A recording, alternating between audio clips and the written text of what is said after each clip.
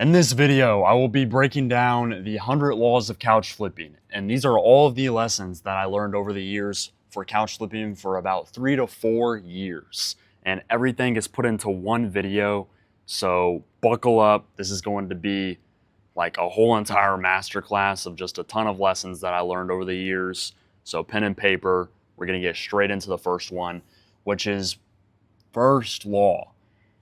And honestly, there's a reason why it's number one, and that is focus on the cash flow, focus on the sales at all times, right? As you're going throughout your couch flipping journey, you always want to be investing your time, especially as the business owner, into making more money. And you always want to be investing in your time into what is going to produce more sales.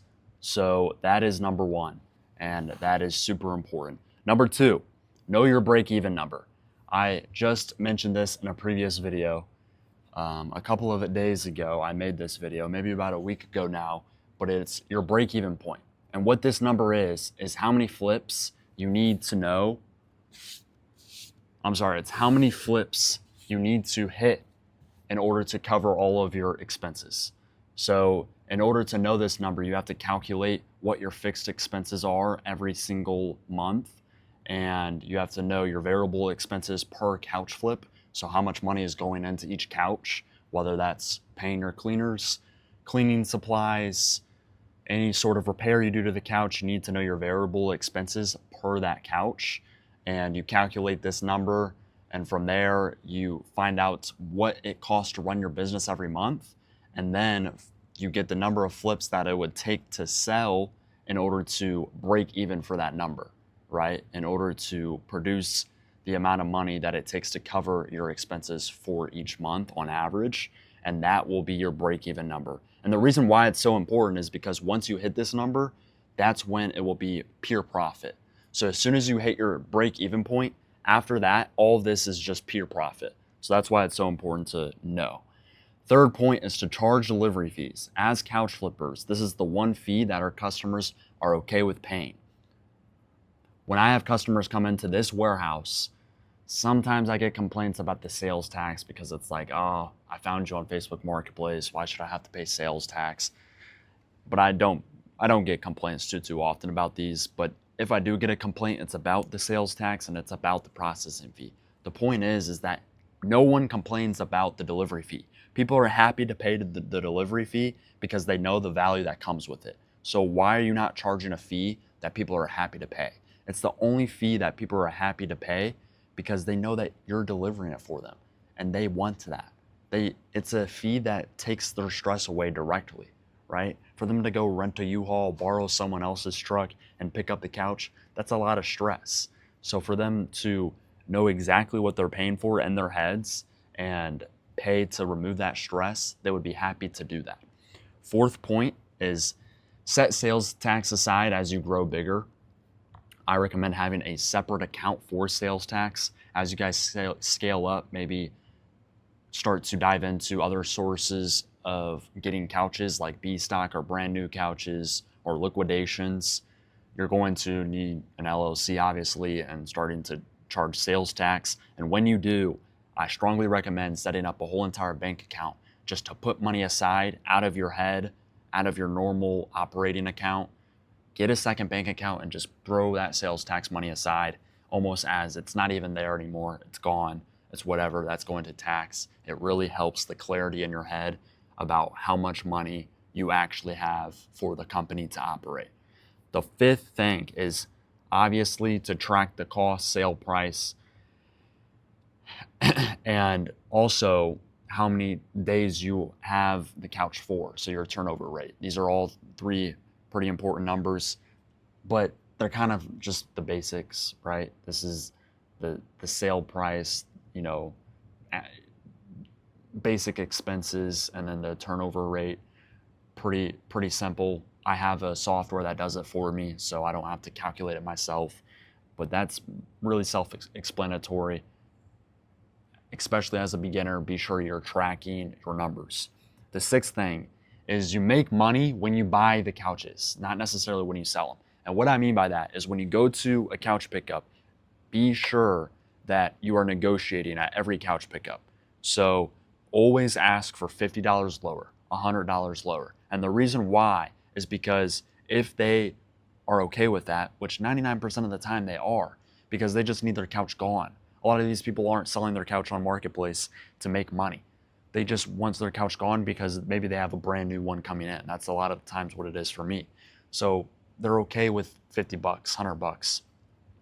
And why this is important is because if they do accept your lower offer of $50 to $100 off, you just made $50 to $100, whatever you got off, even if it's $20, you just made $20, right? You have to look at negotiations differently. That's money directly going into your pocket. The seventh thing is most beginners fail because they just simply don't know what to buy, right? And then the second point to this is they also don't know what to sell it for. So the only way you're going to learn this is through experience and through buying couches and seeing what sells best in your market. But I would recommend to stick to sectionals, modern style. Recliner sectionals do really, really well for me. And nothing you would see inside of your grandma's house. So no pattern couches, no floral designs on the couch, no pattern designs. If you stick to those rules, you should be okay. The eighth point, the eighth law is to learn high-end brands, okay? Know what high-end brands to look out for.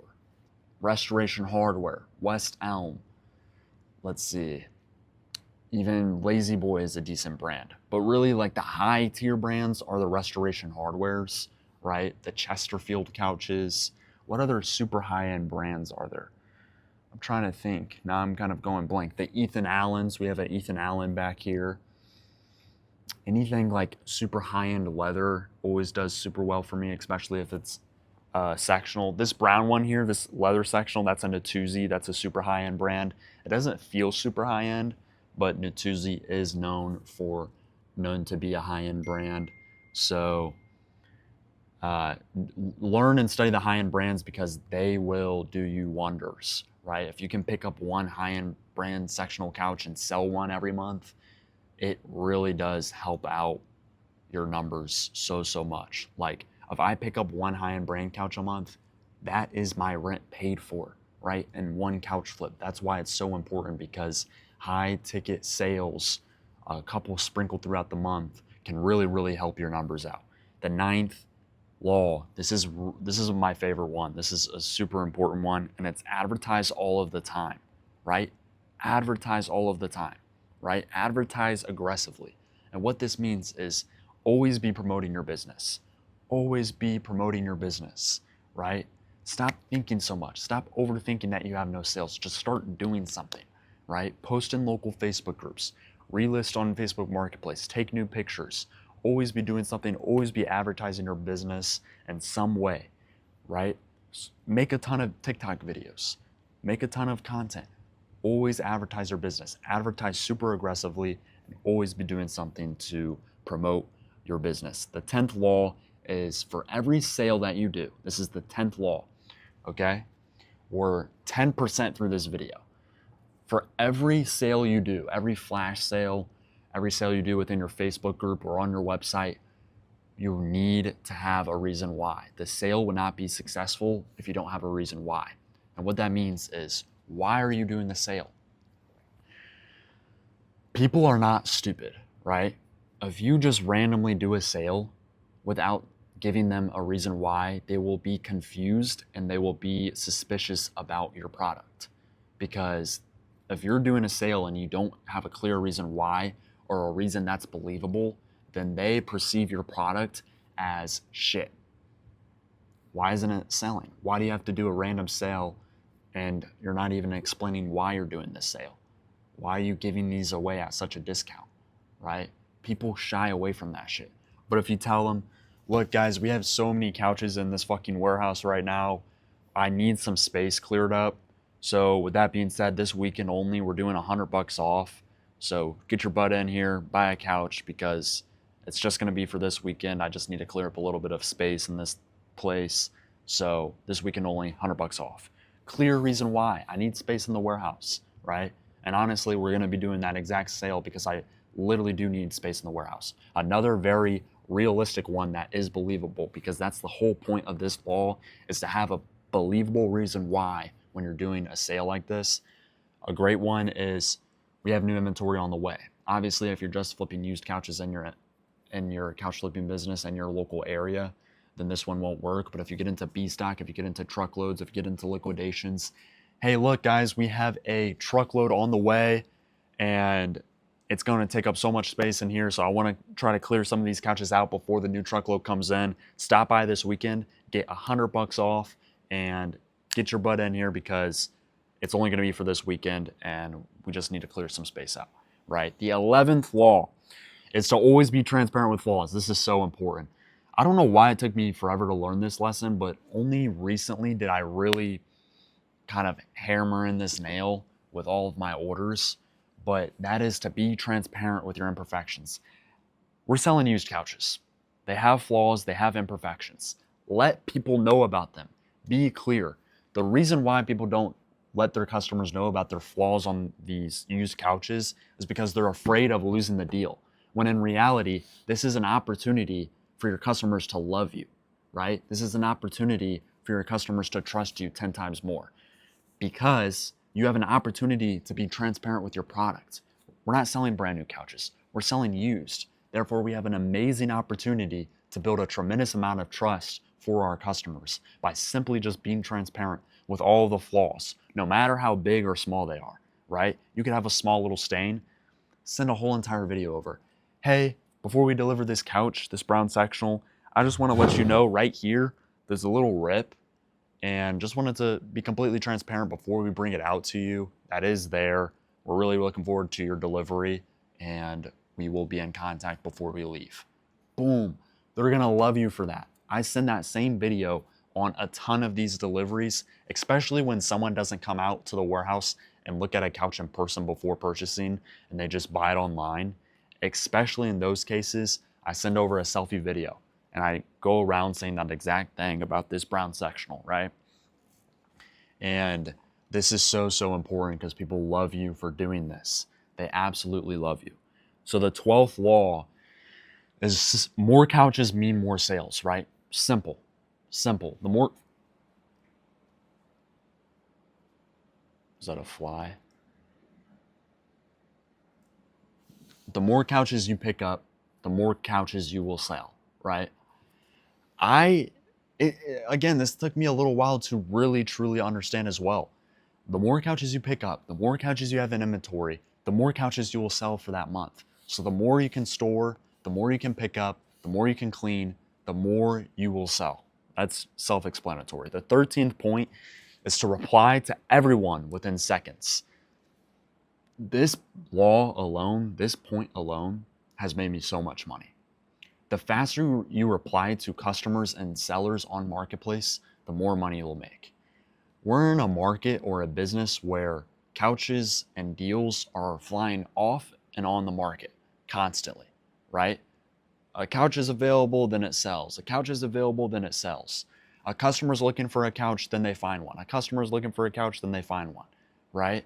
And the faster you will reply, the faster or the more likelihood that they buy a couch from you. And the faster you reply to the sellers, the more likelihood that you're able to pick up that couch. So you need to reply within seconds. Like, you guys don't understand. I've gotten people who genuinely think that I'm a bot because of how fast I reply. Like, as soon as their text comes by, it's like they send a message to like a chat bot, and then my message immediately appears. So they think that I'm a bot because of how quickly I'm literally typing and replying to them. Like, that's how you need to be. Obviously, you don't want people to think that you're a bot or you're AI or anything, but I say that to demonstrate the point of how important it is to reply within seconds of you receiving a message off of Facebook Marketplace from your employee. I don't give a fuck who it's from. Reply quickly, right? It's disrespectful to reply to people slow, right? Reply quickly. The 14th point is speed will always be better than a perfect move and also a perfect response, right? So sitting there This is the 14th law, guys. Sitting there thinking about your response, what it will be, it is way better to just send a quick response opposed to doing that. Opposed to sitting there and typing out, what should I say? I don't know what to say. Should I pick this couch up? It's better to just send something, bro. Send something. Speed will always outweigh and outperform perfect responses, perfect moves, and a extremely calculated, thought through move, right? Speed and moving quickly and making a fast decision, fast move will always outweigh a perfect response, a perfect move, a perfect whatever it is you're doing. The 15th law is don't rely on one platform. We all understand this, guys. And if you don't, you're bound to understand this very quickly through a harsh mistake, and that is a terrible month in sales because you rely on Facebook Marketplace only. So you need to start diversifying your sales channels and stop relying just on Marketplace, right? 16th point, 16th law. Your face and your truck. I don't know why it's worded like this. Fuck, man. But 16th point, right? Your face and your truck are the brand, okay? And what this means is that so many people are afraid to post their face when in reality, that's what builds trust with the people in your area, right? Talk on camera, explain who you are, right? Tell your story, get yourself out there, okay? The 17th point, ask for a review, okay? And ask for a review specifically when you're at the delivery in person, right? Don't wait to text them the next day about it. Ask them, hey, can I message you a review link? And do you mind leaving me a good review? Ask them right after you get done with the delivery. This is especially important when you're a beginner and you want to build up your Google reviews or you want to build up your Marketplace reviews, okay? 18th point, don't spend your life away cleaning couches, okay?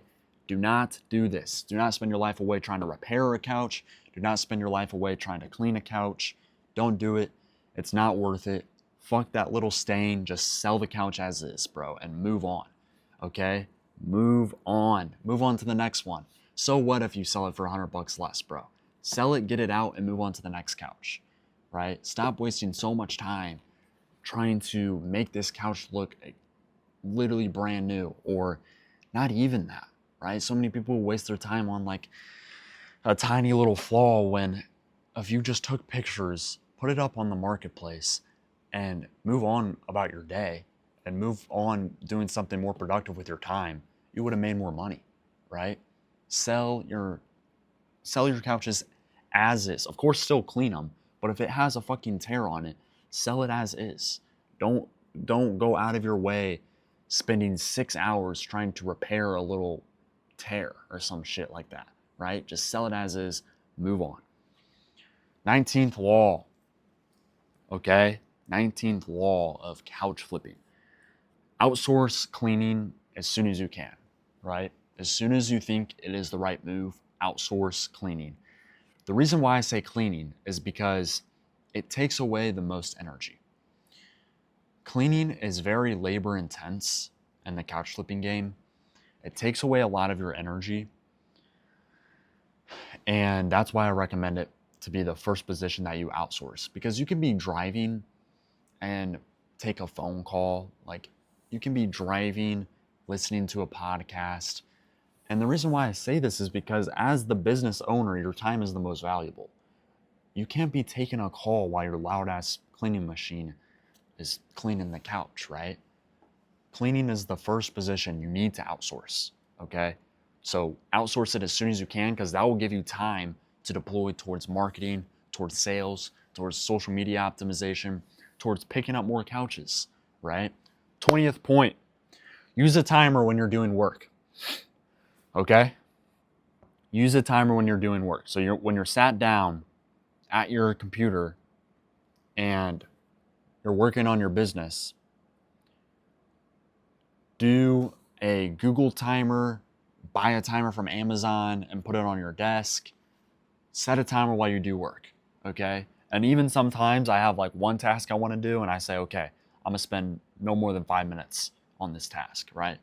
Because there's a law, I don't know what it's called, but there's some sort of study to where you only, a task is only taken up to as much time as you deploy towards it or you set towards it, if that makes sense, right? So a task will take 5 minutes if you set a 5-minute timer. That same task could also take 10 minutes if you set a 10-minute timer, right? And that can be the same way for longer goals, like 2 weeks or 6 weeks, right? So the longer you create time for a single task, the longer it will take. And if you don't set a timer, if you don't set a deadline like that, even if it's for one work day, I'm not even talking about longer term goals, but if it's for one work day, one work session, you're working for an hour, set a 60-minute timer, right? Because if you don't, you will take forever to get those tasks done, and your brain will get distracted, and you will waste so much more time than you would have if you had a timer on your desk that keeps you conscious of the present moment and keeps you conscious of how much time you're actually deploying towards your tasks, right? Towards your work. The 21st point, 21, point 21, law 21, book all of your showings together. So if you can, book all of your showings together, even deliveries as well. This is what we do all the time. If I'm coming to the warehouse, I've got a couple of showings, right? I don't have one in the morning, I don't have one at noon, I don't have one in the evening. I do them all together. Reach out to customers, ask if you can reschedule, right? If it's needed. And the 22nd point is what I just said. Pickups and deliveries, pair them together as well, right? So that's the 22nd law. Pickups and deliveries, book them in together. If you have a pickup at 3 o'clock, try to get a second one. Try to message people on Marketplace, get a second one from 4 to 6 p.m. Say the first one's from 3 to 5 p.m., get a second one for 4 to 6 p.m. And by the way, since those two laws were super similar, I'll add on to this point as well, kind of a little bonus law here, is to always schedule your deliveries and your pickups within a 2-hour window. This is so important, and I fucked up in the beginning by being late to several deliveries, several pickups, because I didn't understand to set this time window. As a beginner, these are just things that you have to learn, but since you're watching this video, you get them without going through the fucking customer complaints and bad reviews and all that bullshit. So listen up and book your fucking deliveries and pickups within a 2-hour window. It gives you a nice buffer time so you don't show up late. So that's kind of a little bonus law. But the 23rd law is to take pictures of the couches the day they come in, right? And that's kind of funny because I was just making an Instagram story on this. By the way, Billy Prices on Instagram, follow me. But I was just making an Instagram story that this is where couch flippers fuck up, is they take forever to take pictures and get their couches listed. Take photos as soon as it comes in, right? You can always vacuum the couch after you take photos, right? But if you don't have photos, you can't fucking list the couch. So take photos and get it listed same day and clean the couch tomorrow. This is what I used to do all of the time, and it made me so much money because who knows, right? A customer could be on Marketplace that same night, that same day where you throw up the couch, and they could have bought your couch, whereas if you waited till tomorrow, they bought someone else's couch that day because you didn't have photos and you didn't list the couch that same day, right? And it's just the faster you get photos, the faster you can list. And the faster you can list, the more money you'll make. And people don't understand that it's literally like a sliding scale. Like the faster you do things, the more money you'll make, right? So you have a 30-day period, and the more tasks you can squeeze in throughout the month, the more money you'll make. So the shorter it takes for you to complete the task, the shorter time and the shorter amount of days it takes for you to list these couches, clean these couches, do this, do that, throw up your website, boom, boom, boom. The shorter it takes for you to do that, the shorter time it takes, the more money you'll make, right? So this scale is bigger with how much money you're making, and then this scale over here, the shorter it is, the bigger it'll be. And then the longer this one is, I'll get it tomorrow, I'll take pictures tomorrow. before you know it, a couple of days later, you still don't have photos on the couch that you picked up last week, right? So the longer this takes, the shorter this scale is, right? Understand that, because that's super important. The 24th point is hire for the tasks you hate most. And I previously touched on this because some people do say they like cleaning, which I find to be extremely fucking strange. And I think you're a fucking weirdo if you like cleaning couches, because for me, it's fucking hell. I think it's the worst position out of the couch flipping business, right? I think it fucking sucks, to be honest with you. And the reason why is, like I said, it's just so labor intense. But hey, if you really hate driving, driving's a huge waste of time for a business owner, right? So if you really hate driving, outsource it. Get a driver. Get a moving company to do your deliveries if you're at that scale. But if you really hate driving, hire someone for that, right? To be honest with you, it's best for you to have the like a happy mindset in a way as a business owner, because if you're more happy, I don't like that, but if you're more happy or lower cortisol, then you have more energy as a business owner. So you'll have more motivation to work on certain tasks. Okay? The 25th point is ask the seller to market pending. This is super important. This is something that really took me some time to learn as well, but for pickups, always ask the seller to market pending for you, especially if it's a couch that you really need, right? You know it's going to be a good flip. You know that's a good sectional. You know that will sell. Get them to market pending as soon as you get done scheduling it, right? Hey, would you mind marking it pending for me as well? Hey, would you mind marking it pending until I pick it up?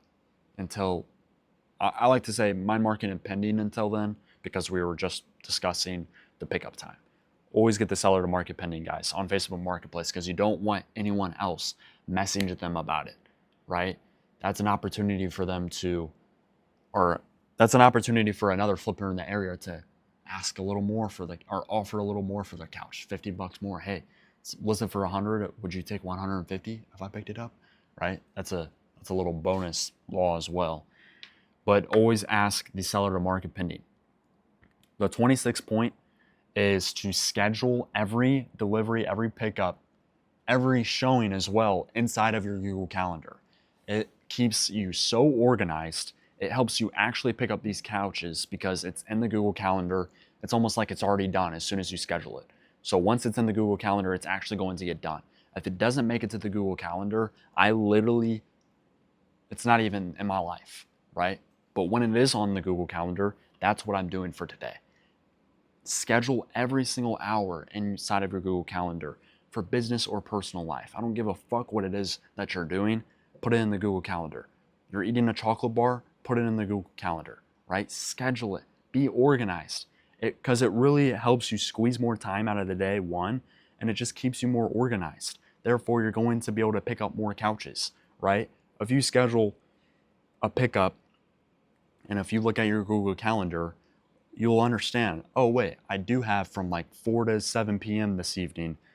I could probably do, 2 to 3 pickups within that time. So it helps you understand how much time you actually have, and it helps you squeeze way more time out of the day. But the reason why I say pickups in particular is because it just helps you actually pick up the couch. Whereas you can get lazy, tell the seller that something came up, and end up fucking off the pickup. On the other hand, if you actually put it in your calendar, you know that this is what is on the calendar for today. This is actually what I have to get done. It will change your life. Use the Google Calendar for pickups, deliveries, and showings. All right. Moving on to the 27th point is to stick to couches, bro. Stick to couches, right? Couches are where the money is. Stick to couches. And this is literally like a note to myself a couple months ago and like a year ago, 2 years ago. Stick to couches, bro. Now, if someone's offering to pay you to help them like move something with your truck, okay, sure. But understand that if you focus more on couches, you're going to make more money. We're not a moving company. We're not an upholstery cleaning business. Don't go out and do mobile cleanings. Don't do that bullshit. The money is in the couches. The money is in the couches. I cannot stress that point enough. Just Take it from me, guys. The money is in the couches. The money is in the couches, guys. Nothing else, bro. We're a couch flipping business, okay? We're not any other fucking business. Stick to couches. The more time you put on them, the more time you put on marketing your couches, the more time you put to picking up couches, the more money you'll make. You won't make more money by putting more time into helping people move their furniture or helping people clean their couch. Imagine the business owner going to someone's house to clean a couch. That's such a waste of time. Such a waste of time. 28th law. 28th couch flipping law. We still got loads more to go. This one's so important. This one's so important. And this is like the sauce, but you guys need to start posting on social media. Start posting content on social media, post videos on social media today. Don't wait. Put your face out there, put your truck out there, put everything out there. Tell your story, tell everyone what you do, post on social media, make a TikTok account, target your local area, and start selling couches via social media. That's one way to diversify yourself off of Facebook Marketplace, and it's a huge way to do it as well. 29th point. 29th law is to move fast on every idea, okay? Once you get an idea for your business, oh yeah, I need to do that. Get it done immediately, right? Or maybe you have a new way of marketing your business. Get it done immediately, right? Try to implement it as soon as possible.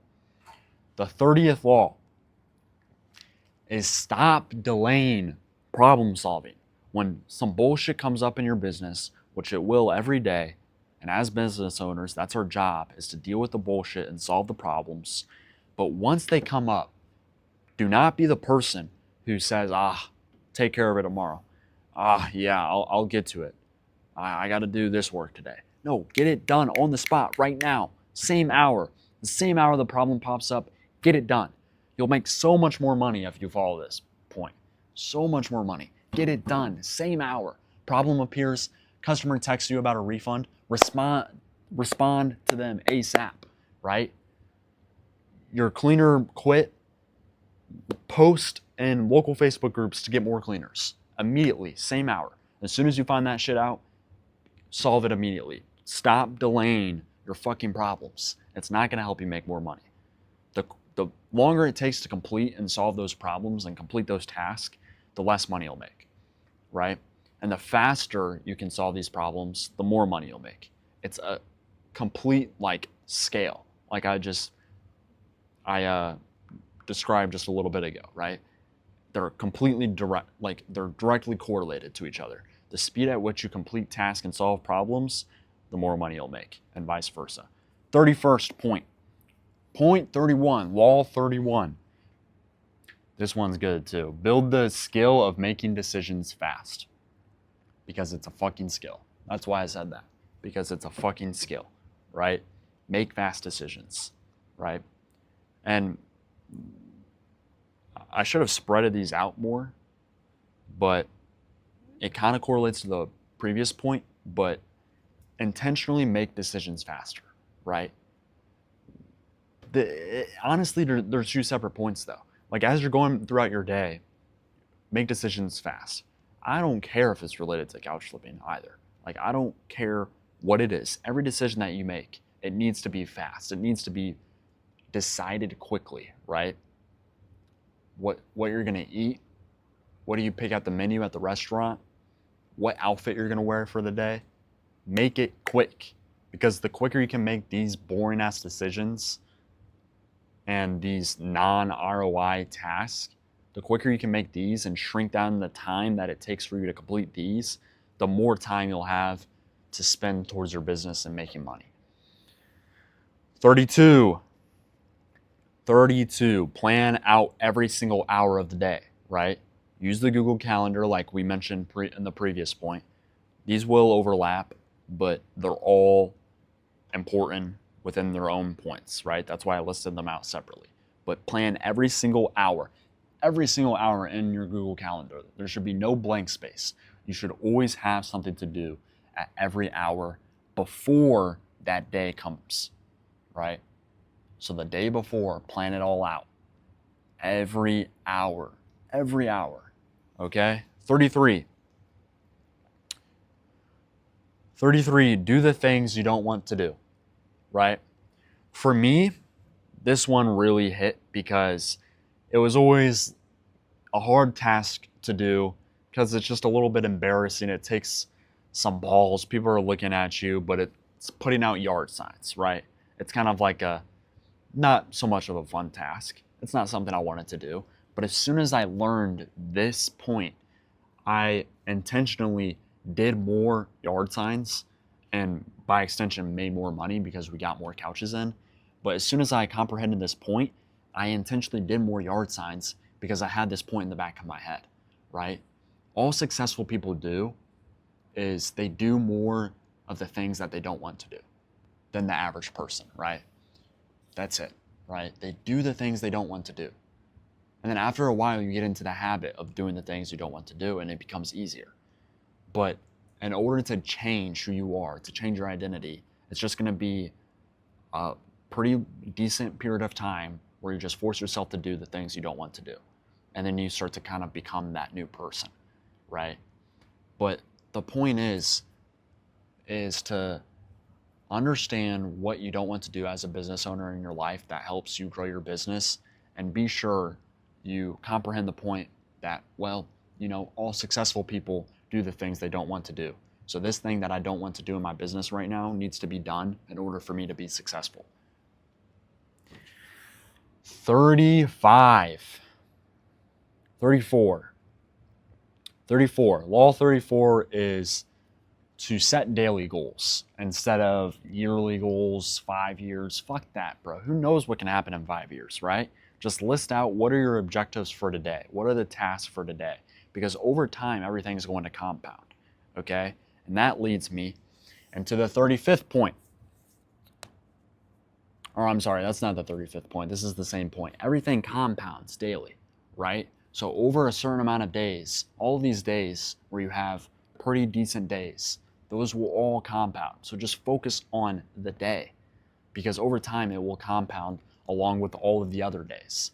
So every single day, just work on making it good and set daily goals for that day. For me, it's writing down tasks on my whiteboard. These are my goals. These are my objectives. These are the things I need to get done for today. Get them done. The better I can make today, the better my 5 years will be, right? So just focus on today. Fuck 5 years. Fuck 10 years. Even a year, bro. That's so long. Even 6 months is so long away. That's so long, bro. You know what can happen in 6 months? This fucking warehouse can burn down in 6 months. Then what? Then what is my fucking, all of the goals that I wrote out to scale my business gonna really be any importance for, right? Fucking warehouse is burnt down. What the fuck? So shit can happen, bro. Just focus on the day. Focus on what you need to do today. 35th law is to avoid no man's land, right? What this means is, I've got this from a mentor of mine, okay? A mentor that I paid a lot of money to over these last couple of years. Multi-millionaire mentor, straight up. And he says this quite often, which is to avoid no man's land. If you're gonna have fun, right? If you wanna go out in your life right now, go out. But don't be in the middle of having fun and doing work, okay?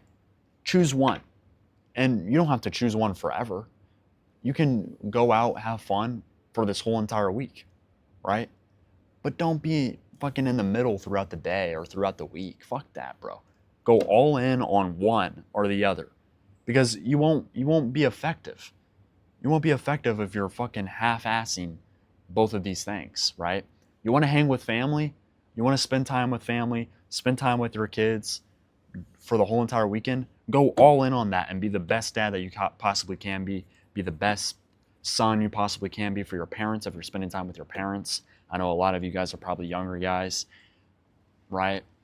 Spend the best time, be the best brother to your siblings, go all in on this, right? Don't be at a family meeting on your phone and shit, But if you want to go all in on your business, go all in on your business and fuck this off. No drinking, no alcohol, no going out, no partying, no friends that aren't going to get you closer to your goals, right? All that bullshit, cut it all off and go all in, right? all in. This is the only way that you're going to see progression in your business is going all in, not being in the middle, right? But again, week off, spend it with your kids and stuff, or even a weekend, do that. But don't be in the middle because you'll make no progression. Nothing will be great if you're in the middle. It'll be fucking It'll be mid because you're literally in the middle, right? You're on your phone while you're spending time with your kids. Or you're trying to work, but you're hungover because you just went out last night. What the fuck is doing these two things isn't going to get you nowhere, right? Or I'm sorry, being in the middle won't get you nowhere, right? Doing one of these two things will. 36 is to guard your dopamine, okay? And these points that are more like mindset and productivity related will help you grow your couch flipping business, by the way. Just because we're not talking about directly selling couches or picking up couches doesn't mean that these points won't drastically change your fucking life, because they will. And the 36th point is to guard your dopamine. What I mean by that is if you go out and party, right, like we just mentioned, your brain is going to be comparing the work you do on your computer the next day to the party, to hanging out with your friends, to eating that chocolate cake, right? So your brain is going to be comparing these two. So don't fucking waste your dopamine on these bullshit activities and then try to work, because it's going to be very hard for your brain to work after doing these bullshit activities. 37th point, your couch flipping business will only grow as high as you grow. So if your personal growth is down here, there's absolutely no way that your couch flipping business can grow to this high. It will only grow to how much you are grown as a person, right? And how much you learned over time, how much knowledge you gained, how much experience you gained, right? So in order to level up your business, you have to level up yourself first. And what that means is level up your productivity, level up your knowledge, take notes, learn more, pay for a mentor, get a coach, study more, right? Gain more experience under your belt. The more high you can grow, the more high your business will grow. 38th law, get around people ahead of you, right? For me, when I was learning Facebook ads, I paid a coach to help me and teach me Facebook ads and how to run them, right? Now I can run them by myself, right? So if you want to learn something, or if you want to be someone who you're not, you have to get around the people who you want to be. Like, I can't believe this is controversial. I cannot believe that people believe it's controversial to invest into your knowledge by purchasing a course, purchasing a mentor, joining a network, paying to be in these type of groups. I cannot believe people have spun this idea and created this controversy around this idea of paying other people who are ahead of you and paying for their knowledge. How else do you expect to learn that fucking knowledge?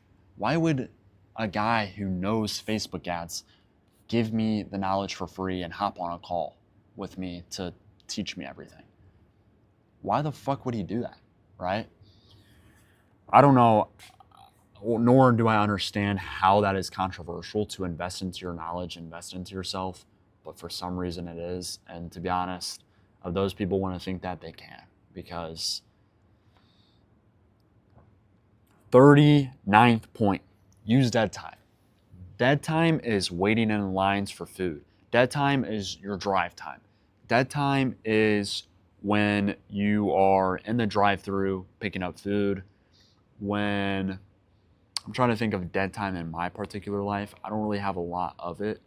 But when there's time where you are standing around waiting on something and you have free time, for me, maybe it's when I travel. So when I'm at the airport waiting for my plane, that's dead time. When I'm on a train, that's dead time, right? All of this time needs to be deployed towards your work, because over time, all of that time that you deployed towards your work during this dead time will compound together, okay? So really use your dead time. 40th law is to invest into your staging area. This is super important, guys. This is a very important point. Buy the background art, buy the lamp, buy the flooring, buy the throw pillows, buy the blanket, buy the shit that will make your presentation of your couch look better for photos. Increasing the quality of your photos in your staging area is the best time, energy, and money investment you can make in couch flipping, no doubt. 41 point. Point 41. Law 41. We have 60 more to go. Only put money towards money that will produce cash, right? So many people, especially beginner entrepreneurs and beginner business owners, they want to buy the hat. They want to buy the shirt with their company logo on it. They want to buy and spend money on a whole bunch of shit that won't actually bring in money, bring in sales. So if it doesn't directly bring in sales, I'm not interested in paying for it. I'm not interested in spending money. For an example, one of my cleaners requested that we buy some like moving equipment, which I'm still considering to buy, but I mean, it's not really a good investment. Not necessarily because it doesn't directly bring in money, but just because it really won't.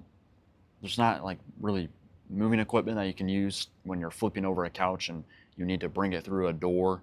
Like you have to just carry it, you know?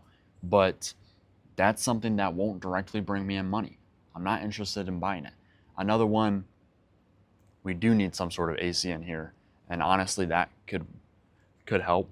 But yeah, I'm talking about like the bullshit, like a mug with your logo on it, right? That's not gonna bring in money.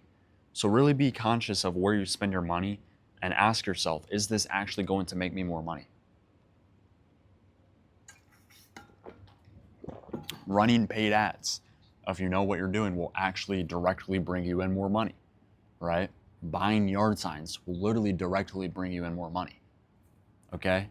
Point 42, law 42. When you're stressed out, when you're overwhelmed, just write down 3 tasks. The reason why you're stressed out is because you believe that you have so much to do, right? You have this problem to solve, this to get to. Just write down 3 simple, small things that you can do right now. And here's why. Because once you check those small things off the list that are fairly easy to get done, you will have way more energy, you'll have way more momentum, you'll feel better about yourself, and that will make you do more throughout the rest of the day, okay? So when you are stressed out, when you're frustrated, when shit's going wrong, or you feel just overwhelmed, then take a piece of paper, right? Write down 3 things that you can do. 1, 2, 3. 3 pretty simple things you can get done. Just complete them, just check them off. I also like to do this when I'm not really in the work mode. Maybe I was doing some bullshit and I need to get into the work mode. This helps build up some momentum for me. Makes me feel good about myself. And then I eventually get in way more work done, right? Where on the other hand, if I didn't do that, I would just continue doing the bullshit activities, fucking off, then going to bed, not getting any work done. Law 43 is to use whiteboards. Using whiteboards is amazing. I don't know what it is about them.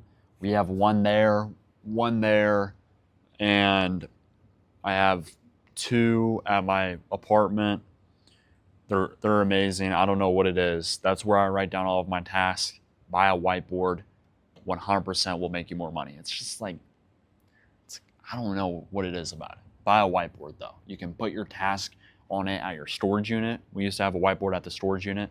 You can write down everything you need to get done. Make a short to-do list of all of the work you need to complete at your storage unit. And then check them off. It's good, bro. It's good. All right, buy a whiteboard, right? Use whiteboards. The 44th law is to use Telegram. The reason why is because Telegram is quick. You cannot send voice messages on the normal text message app on your Apple iPhone like you can on Telegram. And nor can you send voice notes like you can on Telegram. It uploads photos faster. So for a bunch of couch photos, for a set of couch photos, you can put them in a group chat super fast. That's another reason why.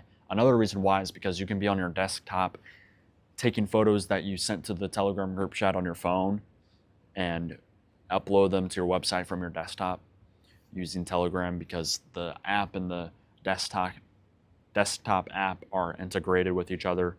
You can type on your computer. It's super important that you're typing on your computer, not always on your phone, because you can get distracted. Separate point.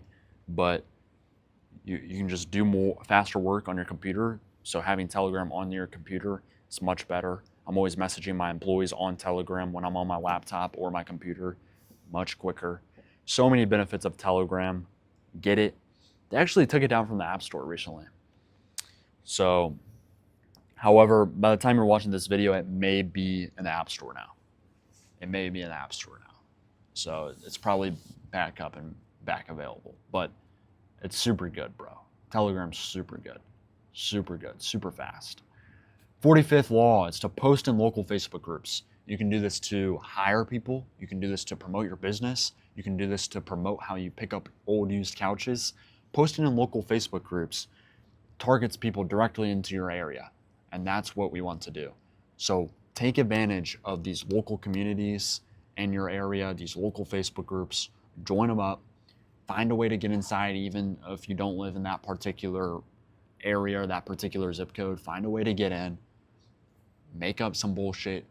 Tell them that you live in that area. Just get into a bunch of local communities and join these groups so you can start promoting your business. 46th point is to advertise aggressively, right? We already had a point, which was advertise all the time, I believe. But advertise aggressively is different, because aggressively advertising is just a whole different behavior, right? You're always just wanting to post something, do more, put your business out in local Facebook groups like we just talked about, right? Advertise aggressively. Just like saying that just gives me energy, right? Post on social media, post on your stories, do something. Get your business out there, promote your business, advertise aggressively. That is just so good. So good. Like, just that line alone, that's just game. That's why I made it a whole nother point. Advertise aggressively. Okay? All right, this one's good too. This one's good. And the reason why it's good, because it's not a basic couch flipping point or piece of advice. It's something completely different. And that is to stay cautious of your digital consumption. A lot of people say, change your environment, change the people who you're around. When in reality, 90% of our time as humans in this modern day age is spent online. It's spent on the videos we watch, like this one. Good job, because you're increasing the value of your digital consumption, right? By watching this video. But so much more of our time is spent online, watching podcasts, watching YouTube videos, watching movies, listening to music, all this, right? We spend way more time online than we do in person with people. So focus more on your digital consumption, because more time is spent on digital consumption. And the reason why is because people think that, oh, you're hanging around 5 people, you're going to be the 6th, whatever. We've all heard that, right? We all understand that. But the digital media that you consume as well actually does dictate who you are as well, right? It molds you into a different person over time. Think about it. When you play a sad song, you start to get sad. You play a hype song, you start to get hype, right? Bro, digital media directly correlates to your behaviors, your mood, how you feel, your mindset. All of that shit gets impacted and directly affected by the media you consume on the internet, right? The music you listen to as well, right? The podcasts you listen to. So be very cautious about this. Music, video, podcasts, stuff like that. Audiobooks, all that. 48th law is to eat clean. We kind of touched on this, and this kind of correlates to the better person you become, the higher your business will grow, and your business will only grow to the level you are at as a person, as an individual, right? Eat clean is so important, because if you're eating bullshit foods, you're not going to feel as energized and as motivated to work, opposed to when you eat clean, you feel energized. You feel like you can work more, right? I haven't ate any bullshit today. I never eat like complete bullshit. And we're almost halfway through this 100 points in couch flipping. I've been sitting here, no edits, nothing. Still filming this video, and we're going to have 50 more points, right? And this is just one thing I got done at the warehouse tonight. It's 9:30 p.m., right? So eat clean. It will help you be more productive. It will help you work more. And not only that, but be more motivated to work too, right? If you optimize your diet, you can optimize your drive for work. No doubt about it. This is super important to eat clean. Super important. Point 49 is to pay for knowledge, like we talked about, right? When I wanted to learn Facebook ads, I paid a coach to hop on several calls to teach me Facebook ads, okay? It's just the world we live in, guys. These people who are ahead of you aren't going to be like, oh, hold on, John, yeah, like let me sit down, let me stop what I'm doing today, and let me show you directly. This is how you run your business, right? Fuck my whole entire schedule for today, right? John, this is all about you. This is all about your life. I'm going to sit down and teach you exactly how to run Facebook ads, right? Or for me, like no one said, hey, yeah, Billy, you know what? Let me ditch my business that I have going on. Let me fly to your area. Let me teach you directly how to run your couch flipping business. No one fucking did that, bro. No one will do that for you, right? You simply just have to pay. It's just the world we live in. You have to pay to get into communities. You have to pay your way in, right? You have to pay your way in for everything, whether that's communities or whether that's skills, knowledge, anything like that. And 50th point leads me directly into what we were just talking about, which is learn paid ads, because this is another way you diversify yourself from Facebook Marketplace. Is eventually, as you scale up, you can start to run paid ads, and that's a great way to diversify yourself from just selling on Facebook Marketplace. Because what people don't understand is that Facebook Marketplace was not built for business owners. It's built for the everyday person who's just trying to sell their furniture before they move out, right? They have a flower pot they want to throw up on Facebook Marketplace. They make a listing and try to sell it. It's not for fucking businesses. We are honored to be able to advertise our couches for free on a platform like Facebook Marketplace. So I don't understand how people can bitch when it starts to not serve them anymore, because we were honored in the first place. We were blessed in the first place to even have the opportunity to do this. So I don't understand how you're going to get mad when it's taken away from you, because it's not for us, bro. It wasn't built for us, you know?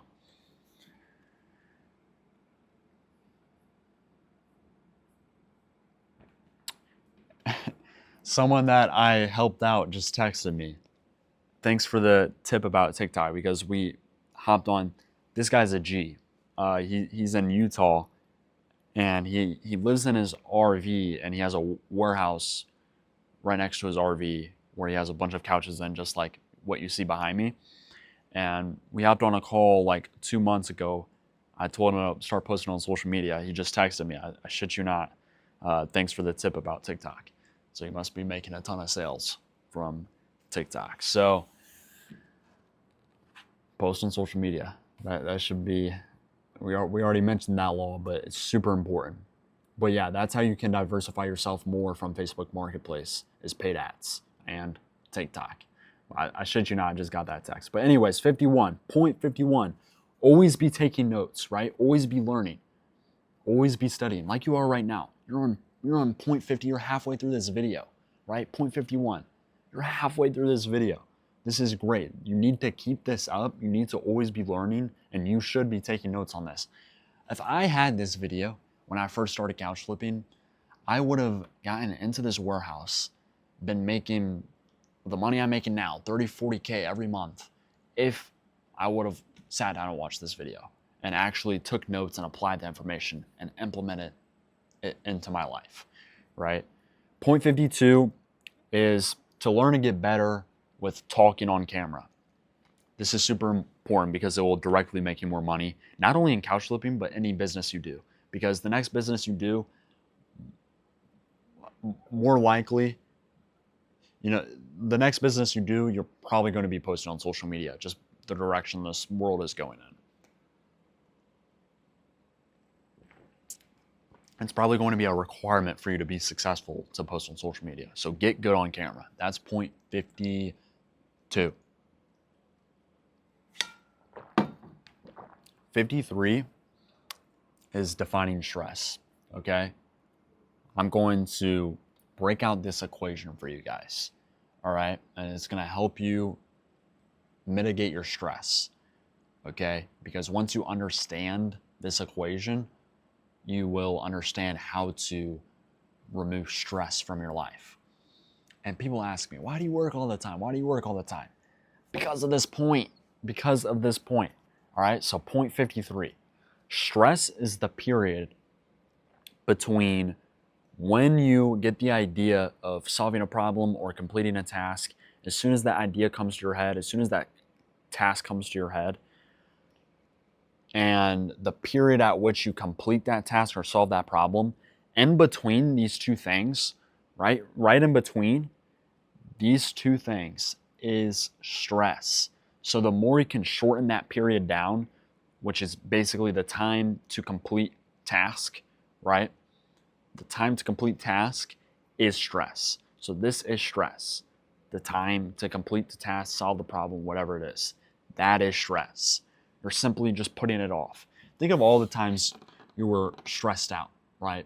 It's literally high cortisol when you're procrastinating. That's all it is, right?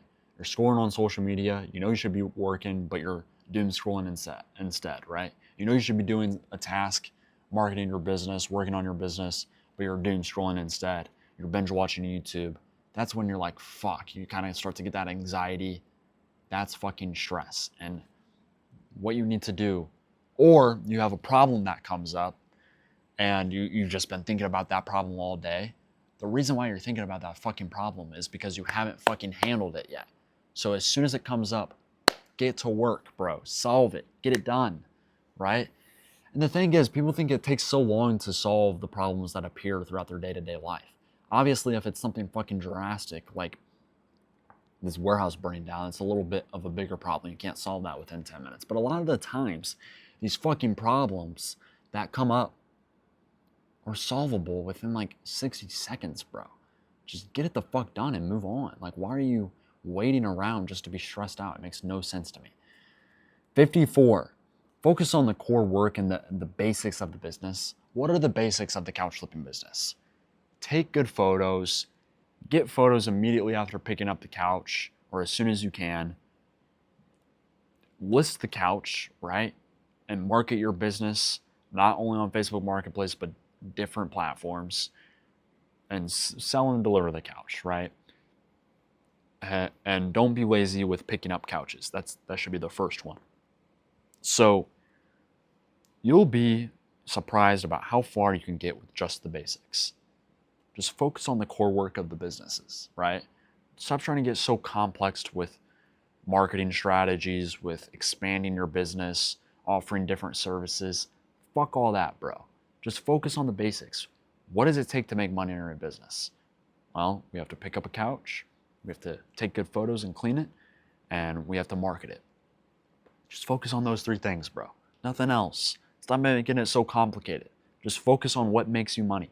Focus on the core work. Focus on the basics. A mentor told me that as well as I was scaling my business. It's so good. It's so good. All right. Point 55. Identify your current constraint. What is slowing your business down right now? Have you even started couch flipping? Are you just watching this video because you're inspired to couch flip, but you haven't yet because you haven't taken action? Because you're too fucking lazy to take action, right? And you've just been fucking around and haven't started? Well, that's your constraint. But if you're already couch flipping, usually it's just two things. You either have a constraint with sales or you have a constraint with picking up couches, right?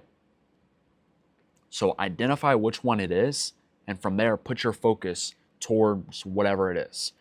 And that is how you're going to grow your business and have very successful months by identifying your constraint. And the faster that you can identify that constraint throughout the month, the more money you'll make because you'll be able to solve that problem quicker. Point 56. We touched on this slightly, but do as much work as you possibly can on your computer or your laptop. So if you have a desktop, sit down, do your work on there, put your phone away. If you have a laptop, go to a coffee shop or sit down at your desk, work on your computer, right? Try to avoid doing work on your fucking phone because I promise you, I'm just like so, this point kind of fires me up. It kind of if you're someone watching this and you disagree with this, it strongly makes me mad. I just want you to know that I'm extremely pissed off if anyone is listening to this and is disagreeing with this point because it is insane to me that if you do not think that you'll get more work done on your laptop or your fucking desktop, you're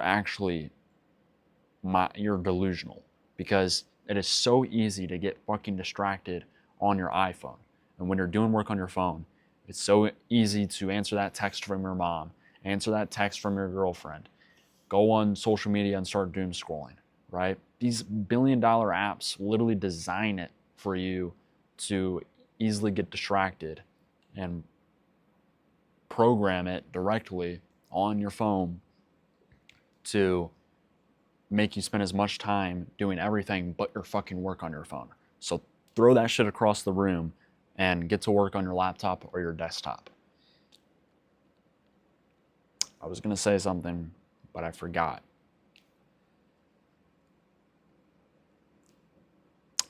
Yes, log into your Facebook account on your desktop or your laptop so that you can do some marketplace work. You can work on your Facebook group. So log into them on your desktop or your laptop. Point 57. This is law 57, right? That is to jack up the price on premium couches. Whenever you get a Restoration Hardware, whenever you get an Ethan Allen, bump it up, bro, and just be patient because the right buyer will come across that thing and be super serious when they message you and end up buying it, right? So jack up the price. And the reason why you do this is because if the price is high, people are going to perceive it as a high value product, so they're going to be more interested in it, all right? Whereas if you have the price at like an oddly cheap price for a premium couch, people are going to be like, something's wrong with it, right? They see that on Facebook Marketplace, they're going to be like, this couch is fucked up. And the buyer for a premium couch is going to be super afraid of that because the buyer for a premium couch is going to expect a premium product and only wants a premium product that is in great condition.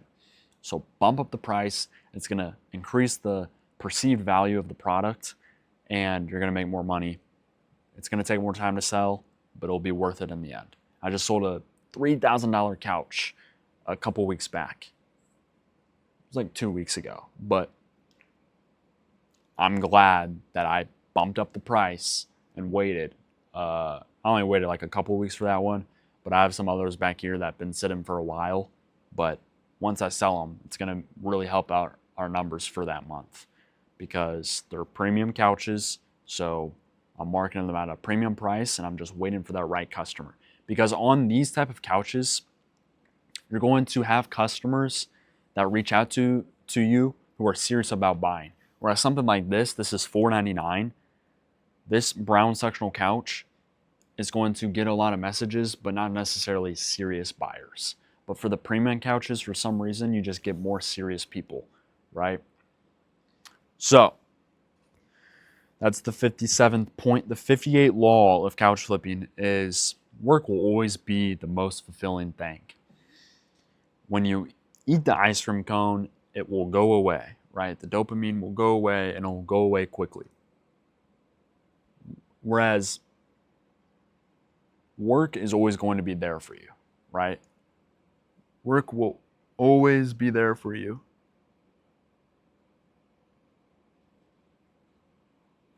What is that thing? Work will always be there. A girl can break your heart and leave. Like I said, you eat bullshit food, you eat it, and that's it. Even like a vacation, getting like anything in life, bro, it comes and it goes. But there's always work to be done. Always work to be done, and it will always be the most fulfilling thing too.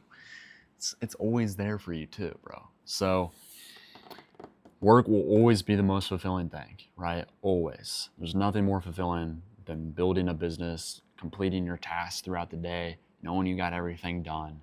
It's always going to be the most fulfilling thing. The 59.59, lean into negativity on social media. So whenever you get hate comments, which you will if you start to post on social media, get used to it. It's words on a screen, and these people will never say it to you and to your face, but get used to it, you will. But when you post on social media for your local business, lean into that hate, reply to the comments that are hating on you. What this is going to do is create a very unique piece of content that will get a lot of engagement, right?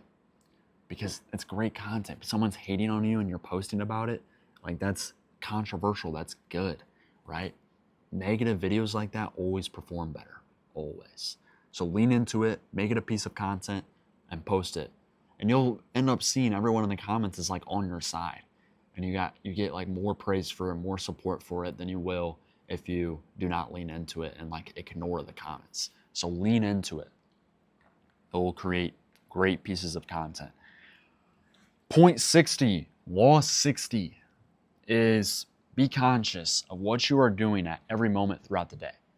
Whether you are eating ice cream, at least be conscious that you're eating ice cream. This is not the best investment of your time, but maybe you're with your girlfriend, you're eating ice cream. Okay, whatever, but just be sure you're at least conscious that, okay, I'm doing this right now. Yes, it's not the best investment of my time, but at least I'm conscious of it, right? And then the next thing you do, be conscious of that activity, right? So this is so important, guys. Throughout your day, don't just drift and like all of a sudden it's 5 p.m. Oh, I didn't have any time today. Oh, time just flies. These days just go by so fast. Bro, fuck you, dude. Like, you have to be conscious every hour of every day of what you're doing and how you're spending your time. Point 61 is to increase your delivery fee. We said and mentioned in the very beginning of this video to charge a delivery fee. Now, this point is to increase it because, again, this is the one fee that customers are happy to pay. And also, you can always get more for delivery. I charge $150. I did not think I could charge $150 up until I started charging it and customers were paying it with ease. Increase your delivery fee. That's all I have to say. Point 62. I love this point. This is so good. This is so good.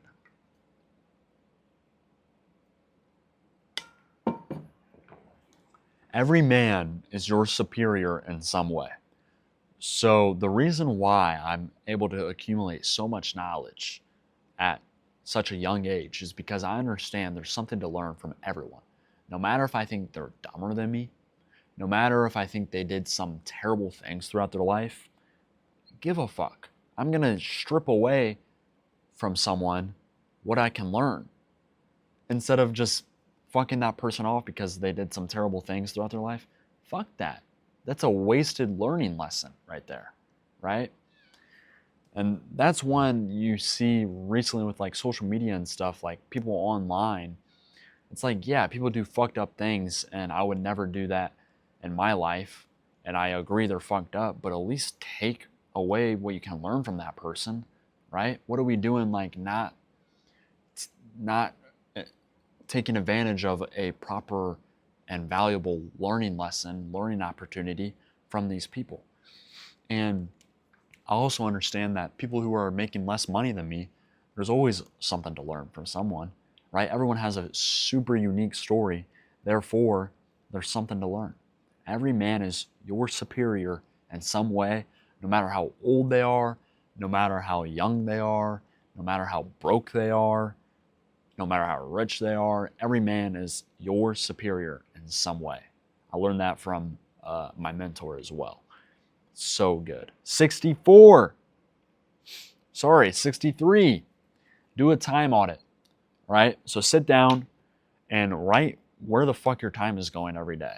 I'm sure you have habits that you've been doing recently, and you're like, this is probably not the best amount of time. So sit down, write out what you do every day, because a lot of the times we just repeat everything we do every single day, right? There's a lot of activities we just do.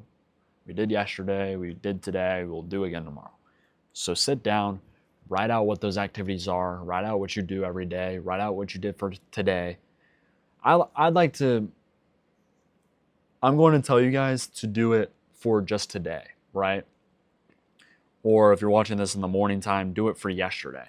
Sit down and just look at yesterday only, right? Don't look at like the activities you do on a day-to-day basis. Just look at yesterday.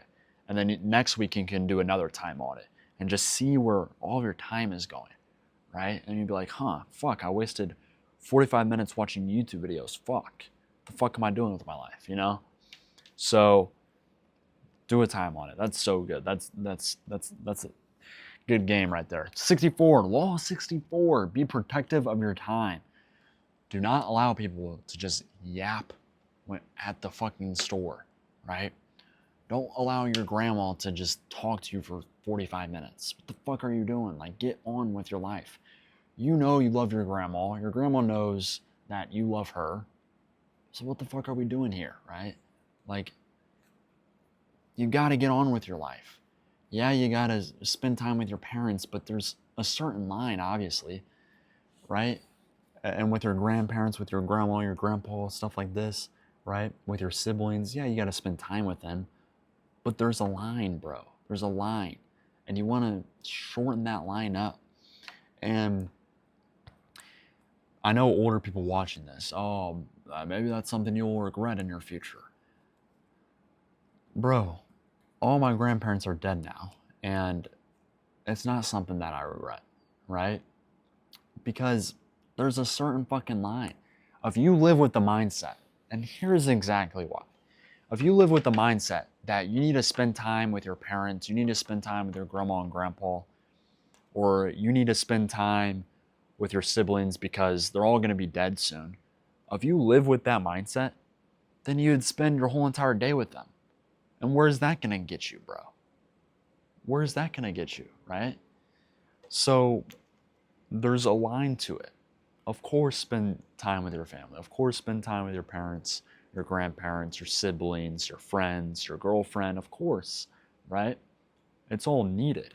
But there's a certain extent, right? And honestly, your parents don't want you around for that long, you know? Like, your parents also have their own lives. They have their own shit going on, right? They don't want to spend the whole entire day with you 3 days a week. Like, what the fuck are we doing here, right? They want to do their own shit too. They probably want you to spend less time with them, right? They probably want you to go on about your life and try to fucking build something and do something with your life and make them proud, right? It's like, what the fuck are we doing? So be protective with your time, no matter who it is. It doesn't even have to be your close people in your life. It can be strangers as well. Be very strict with where your time goes and how you spend it, and like fuck people off when needed, and literally tell them to fuck off. Look, bro, we're done. Gotta go. Bye. Right? Super important. Be super strict with your time. Super protective of your time. Point 65 is to use Claude. Self-explanatory. Simple point. Use Claude. It's amazing for problem solving. Always be feeding it screenshots when you have error or you're trying to solve something or build something online. Feed it screenshots every single chat. And it'll be like, okay, do this now. And then you'll respond with a screenshot again. Okay, well now it's saying this. And then it's going to say, okay, do this now. And then you're going to send another screenshot. Well, here's my screen. What do I do now? And it's just a constant cycle. That's how you can build a lot of cool shit online and solve a lot of online problems. I caught it at the right time. All right, the mic just died, so I had to get a new one, and I caught it at the fucking perfect time. A point before this, I looked down at my mic, and it was off. But I caught it just 1 point before, so I only have to repeat 1 point.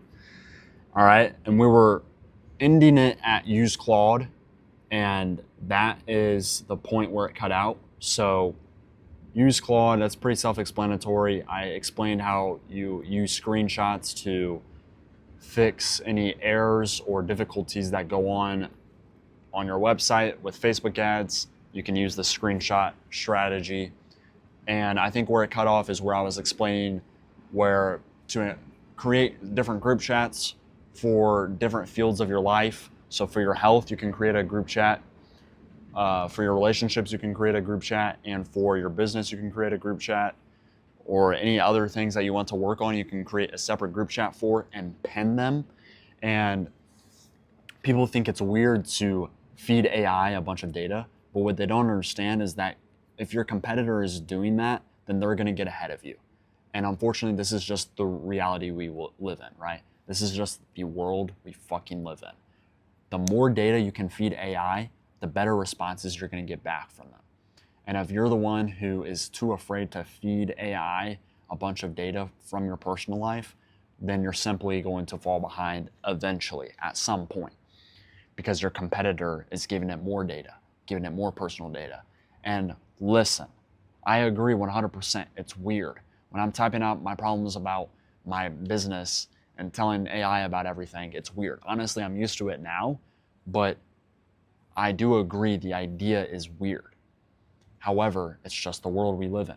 So the next point is 66. Law 66. Listen up. This is super important. And this is force the pace, right? So when you buy products, couches from certain vendors or product from certain vendors, and you're going about your life, not only in your business, but your personal life, you're purchasing services and products as you live your life and as you go about your life, people are going to be slow. Even your employees, right? People who you're paying your employees, technically like you're buying a service from your employees, right? So any product or service, a lot of the times are going to be slow. And a lot of the times they can give you the product or service a lot faster than what they would have otherwise delivered without you forcing the pace and beefing them, okay? And beefing is a UK term, I believe, but it explains this point perfectly. You want to go about life forcing the pace and beefing everyone around you. If you text even your sibling, this point can even apply to like your business partner or your siblings. Like if you text them something and they're not responding, like give them a call. If they don't pick up your call, give them another call. Beef people, get shit done. Force the pace. If you're not receiving your product, if you're not receiving couches from B-Stock, call them up, spam them, get it done. And if they say, hey, yeah, we're working on it, we'll beef them and ask if they can get it done any sooner, right? 67th point. That was super lame, but use truck mount forms cleaning product. I have it right behind the camera here. All of their product on truckmountforms.com is super good. It's super high quality. It's like professional grade cleaning supplies, and you may think it may be a little expensive, but it is good. We use the blue label for our pre-spray. So we mix this powder up into a bottle, pre-spray it. So this is specifically for couch flippers. This is the 100 laws of couch flipping. So this is specifically for couch flipping, I should say. Then we use Unchained, which is a liquid solution for really bad pet stain and bad odor. And it usually takes it out all of the time. Like they smell amazing, the products, and they actually work. It's not some shit you can just buy at Home Depot. It's good stuff, bro, and you have to go directly on their website to buy it. Not affiliated, by the way. They just have some good products, and I'm sure if you belong to like the couch flipping group chat, you will see other people talking about that. 68, buy a Mighty. All right, so this is something that I wish someone else would told me in the beginning, because I wouldn't have purchased that shitty Rug Doctor, purchased that Bissell. I would have just immediately purchased a Mighty. And by the way, you don't have to spend $1,000+ on an upholstery machine. There's like this mini mighty. I don't know what it's called, but we have it in the bathroom. I was gonna use it for something else. We use the HP 120, which is like a $2,000 machine for all of our cleans, but we also have the mini mighty, and I've used it, which is why I'm saying this point. Buy the mini mighty. It's about $800, $900 after shipping and taxes probably. It's great, it's powerful. You can buy the heated version. Buy the mighty instead of wasting your fucking money on rug doctors and Bissell cleaners. Now, if you're a complete beginner, okay, I understand why you want to not immediately go into buying a $800, $900 machine. However, if you think you're going to be doing this fairly long term, and if you make that decision, immediately get the mini mighty. It's great. However, if you're already scaled up, get the HP 120, right? 100%. Buy a mighty. That is 0.68. Law 69 is to invest into a software. You will not be successful. Check the mic check. Be sure this one doesn't run out. That would suck. You will not be successful in couch flipping. I'm going to plug in the other mic while I talk about this, but you will not be successful in couch flipping if you do not have a software. So if you're a beginner couch flipper and you're wondering why you're not getting flips off of Facebook Marketplace and you're not finding couches to pick up, it's because you don't have a software, right? So buy Swoopa or buy Ivy Flip. Swoopa is a bit faster, and sign up for them. It's just an app on the App Store. Sign up, start paying for a software, because it will help you pick up more couches, which will lead to more sales and give you more money. 0.70, this is law 70. We have 30 more to go. 30 more. Law 70 is don't be fucking lazy, bro. So many couches I missed and didn't get in our inventory and didn't sell and didn't make that extra $700, $800, $1,000 is because I was just lazy.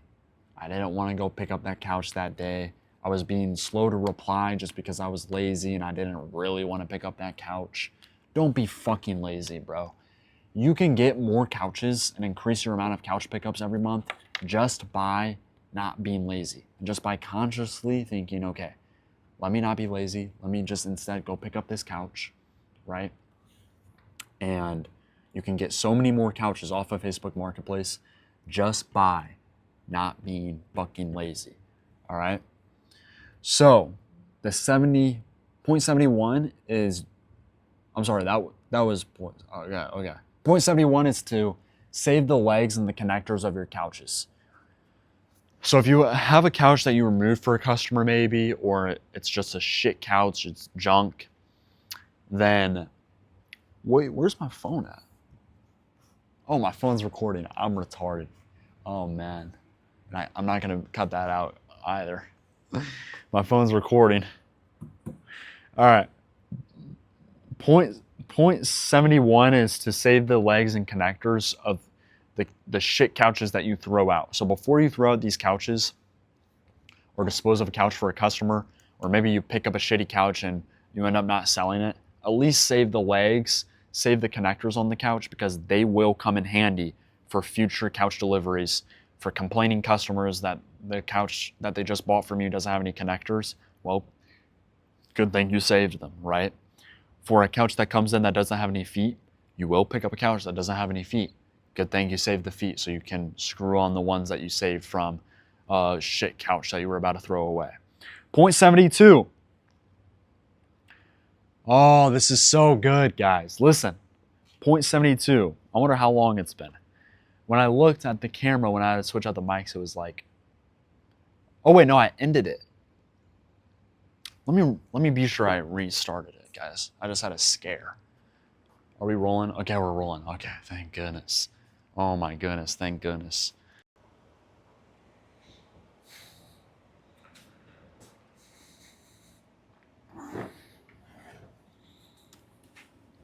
Okay, so a couple of nights ago, my phone ended up dying, so I had to head home for the night, and I decided to finish this video a couple of days later. So we have 30 more points to go, all right? And 0.70, we just got done talking about the legs and the connectors, which was actually 0.70.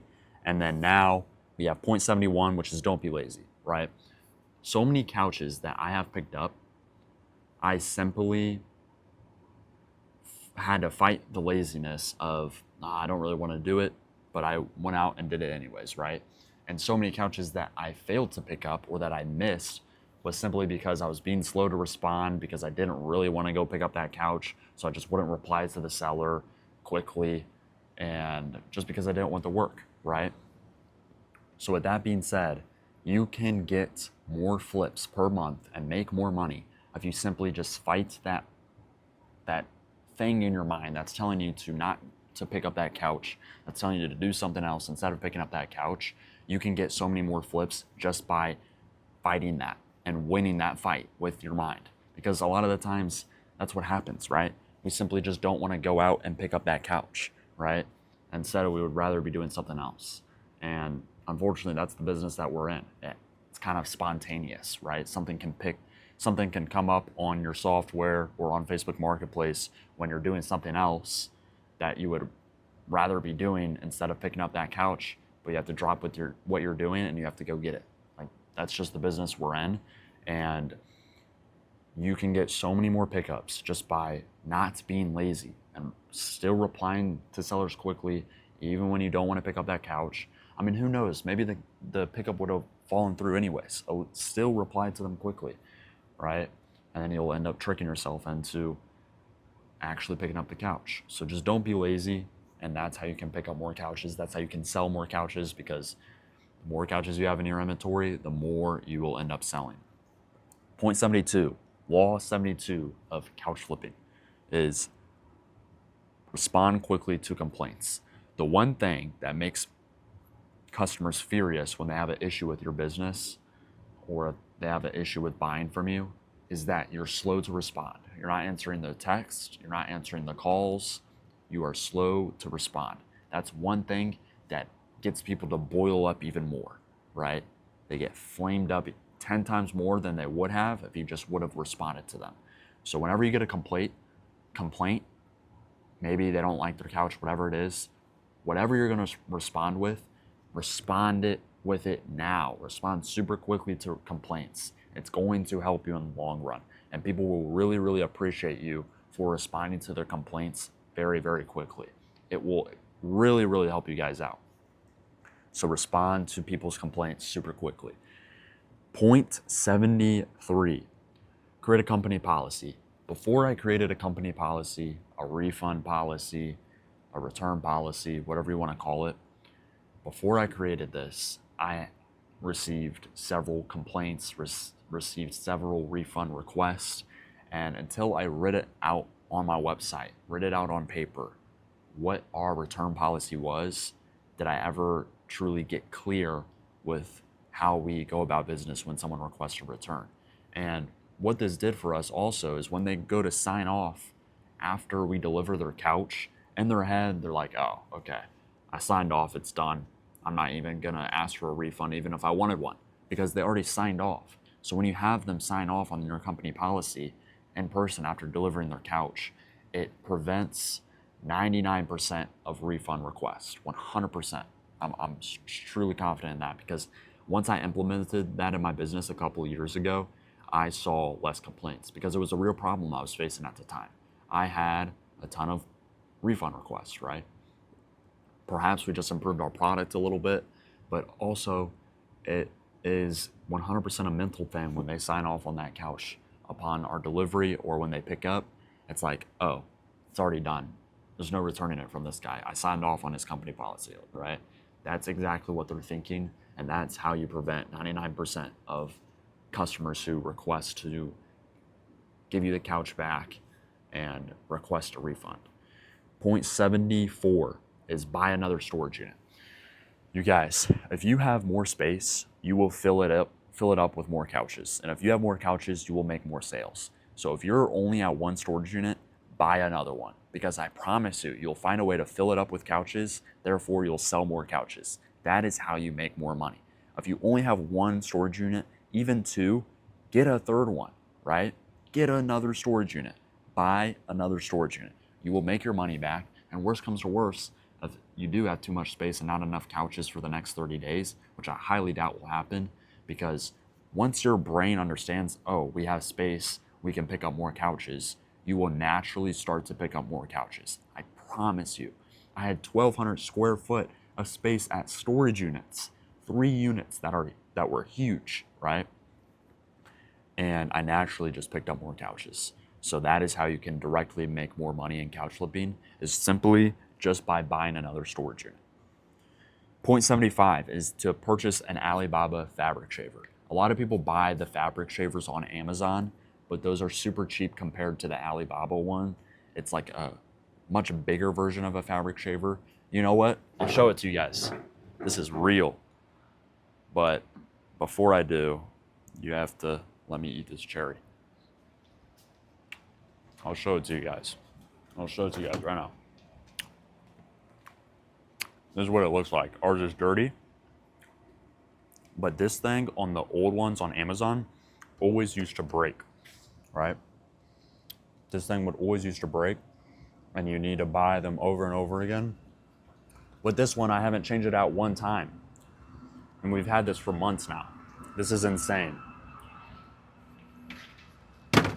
Super good investment. It's like 60 bucks. Super good investment. Buy an Alibaba fabric shaver.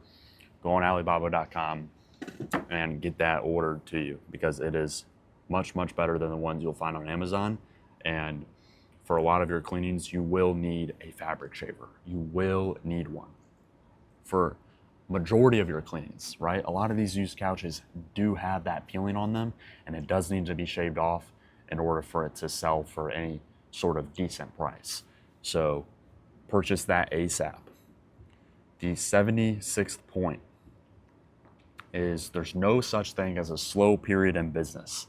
Every month, it is what you make it, right? Every single month is just what you make out of it, 100%. And even if there is such thing as a slow period in business, why the fuck would you believe in that? Because you're just telling your brain that, oh, this is a slow period of time and there's nothing that I can do about it. Why would you believe in that mental model? That's like, if you want to lose, that's a mental model you would believe in, right? If you want to make less money, that's something that you should believe in. Why the hell would you believe in a mental model that allows you to not control your life, right? Not control your results in your business? Why would you do that? There is no such thing as a slow period in business. There is no such thing. You get the results at the end of the month based off of the work that you put in. And your input for the month is completely controllable. Therefore, there's no such thing as a magical slow period in business just because it's in the air, right? Doesn't make any sense. It's just what you make out of it every month.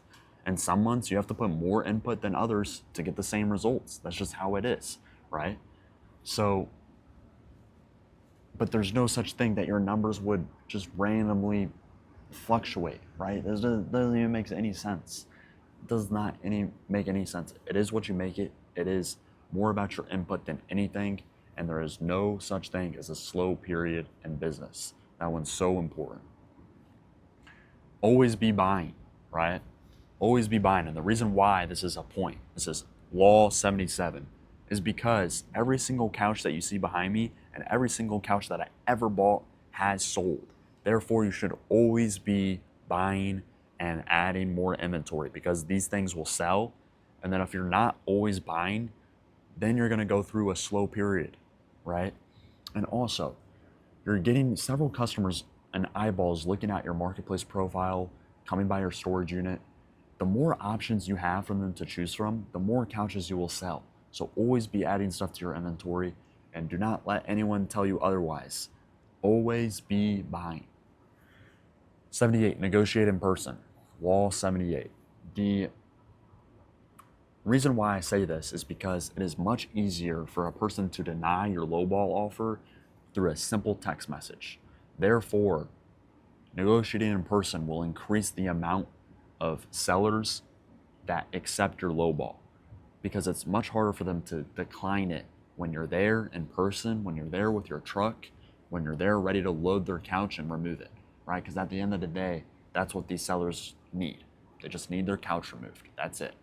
So if you're already there, 99% of the time they will accept your low ball offer, or not even an extreme low ball.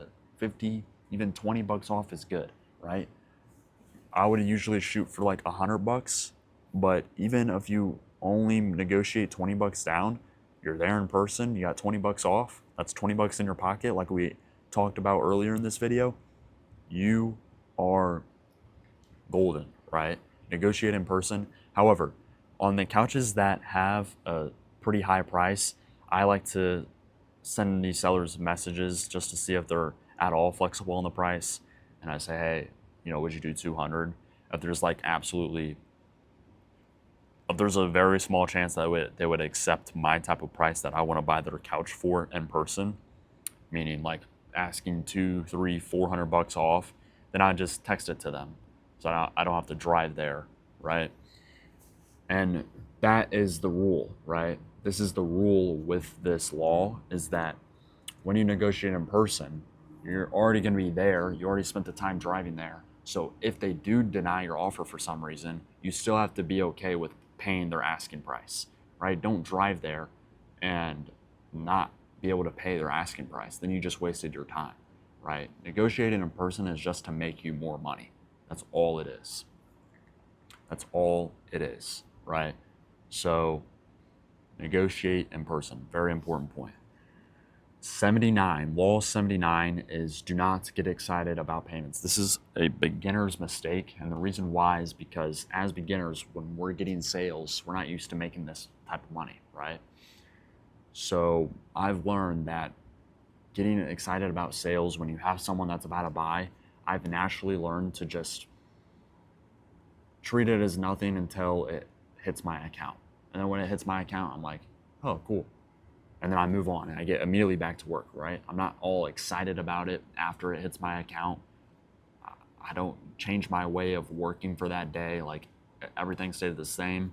I look at my account, oh, cool, that's cool, move on throughout the day, right? But you know what's worse than looking at your account saying, oh, cool, and then being excited throughout the entire day? What's worse than that is getting excited before the money has even hit your account. So do not get excited about payments that you don't have. And when you're about to close a deal, don't get excited, because if the customer does end up backing out, which a lot of people do, a lot of people are indecisive, maybe they overthink something and they're going to back out.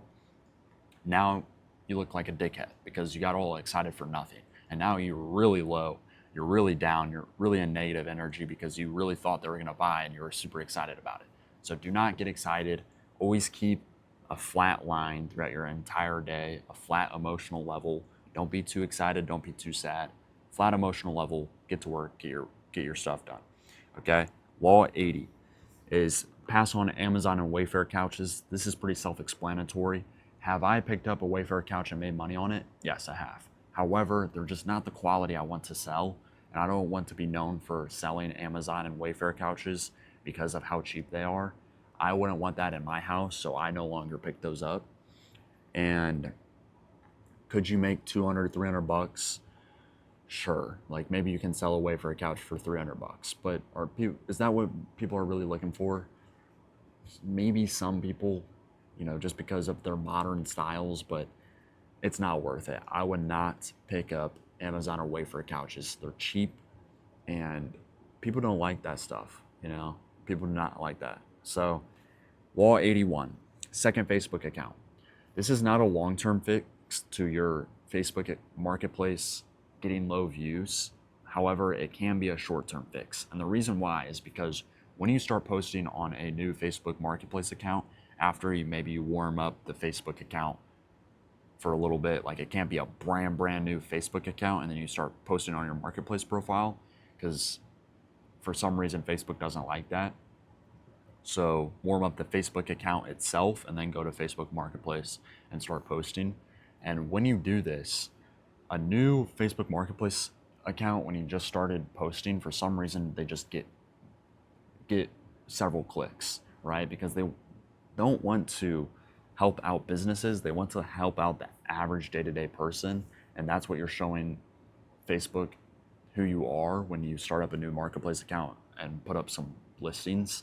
You're showing that you're just a normal citizen, normal day-to-day person. That's the type of people they want to push the listings on Marketplace, because this is who it's built for. It's not built for businesses. So that being said, it can help you get a couple thousand clicks for maybe like 2 months, and then after that you'll see a decline in clicks and views, just because that's how Marketplace is. For my personal account, it's kind of been like up and down. Like 2 months I'll have no clicks, 2 months I'll have clicks. It's kind of like up and down, and it varies. So definitely starting a second Facebook account can help with sales, but it's a short-term fix. It's temporary. What's a long-term fix is learning paid ads, posting on social media, and advertising aggressively via different sources other than Facebook Marketplace. That's the long-term fix. Okay. Law 81, that was Law 81. Law 82 is don't waste your time on unserious customers. This is so important. We all know what an unserious customer is, right? We all know when someone's bullshitting us. Oh yeah, I'll come back and buy that couch. Yeah, no problem. Yeah, let me look it over. Let me go measure my space, and I'll let you know. We all know these people are unserious. Stop wasting your time on them. Stop wasting your energy investment. Oh, I'm gonna get this sale. Oh, cool. No, fuck that. They're not gonna buy, right? So don't waste your time and energy on unserious buyers. Just move on and find a different one, dude. Move on and find a different one. So do not waste your time on unserious customers, people who are just wasting your time at the end of the day, and they're not actually gonna buy a couch. Just move on, bro. Move on and go find serious buyers who are actually going to buy. 83, Law 83. Don't be afraid to spend your money, okay? Especially on stuff that you use every day. This laptop I use every day, right? My phone I use every day. This mic I use every day. Mic check. Okay, we're still rolling, right? The upholstery machine you're gonna use every day, right? Don't be afraid to spend money, right? Spending money directly makes you more money, especially on stuff that brings in sales, right? So do not be afraid to throw money at your business if it's something that actually produces cash. So many people are so frugal, but if you're frugal with the things that actually make you money and bring in sales, you won't make money, and you won't make as many sales as you could have made if you threw money at it, right? The money is like the fuel to the fire, right? The fire is your sales, the fuel is the money, right? Spend money on the fire so that you can, on the fuel to make the fire bigger, right? And that way you can grow your sales, you can expand and make more money overall. So be very loose with spending money when it comes to your business and making you more money, and also personal investments as well, right?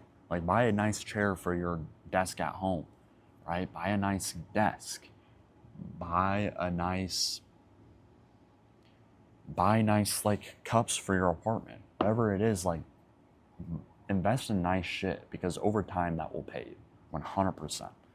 All right, so 84, Law 84 is tap into dark energy, okay? And what I mean by this is if you're going through hard times, whether that's with your parents, with your family, you just broke up with your girlfriend, whatever it is, this energy cannot be destroyed, right? Right? You cannot create or destroy energy. Therefore, it can only be converted, okay? We all know this from science class, right? However, like I said, it can be converted. So you can take this negative energy and convert it into work, right?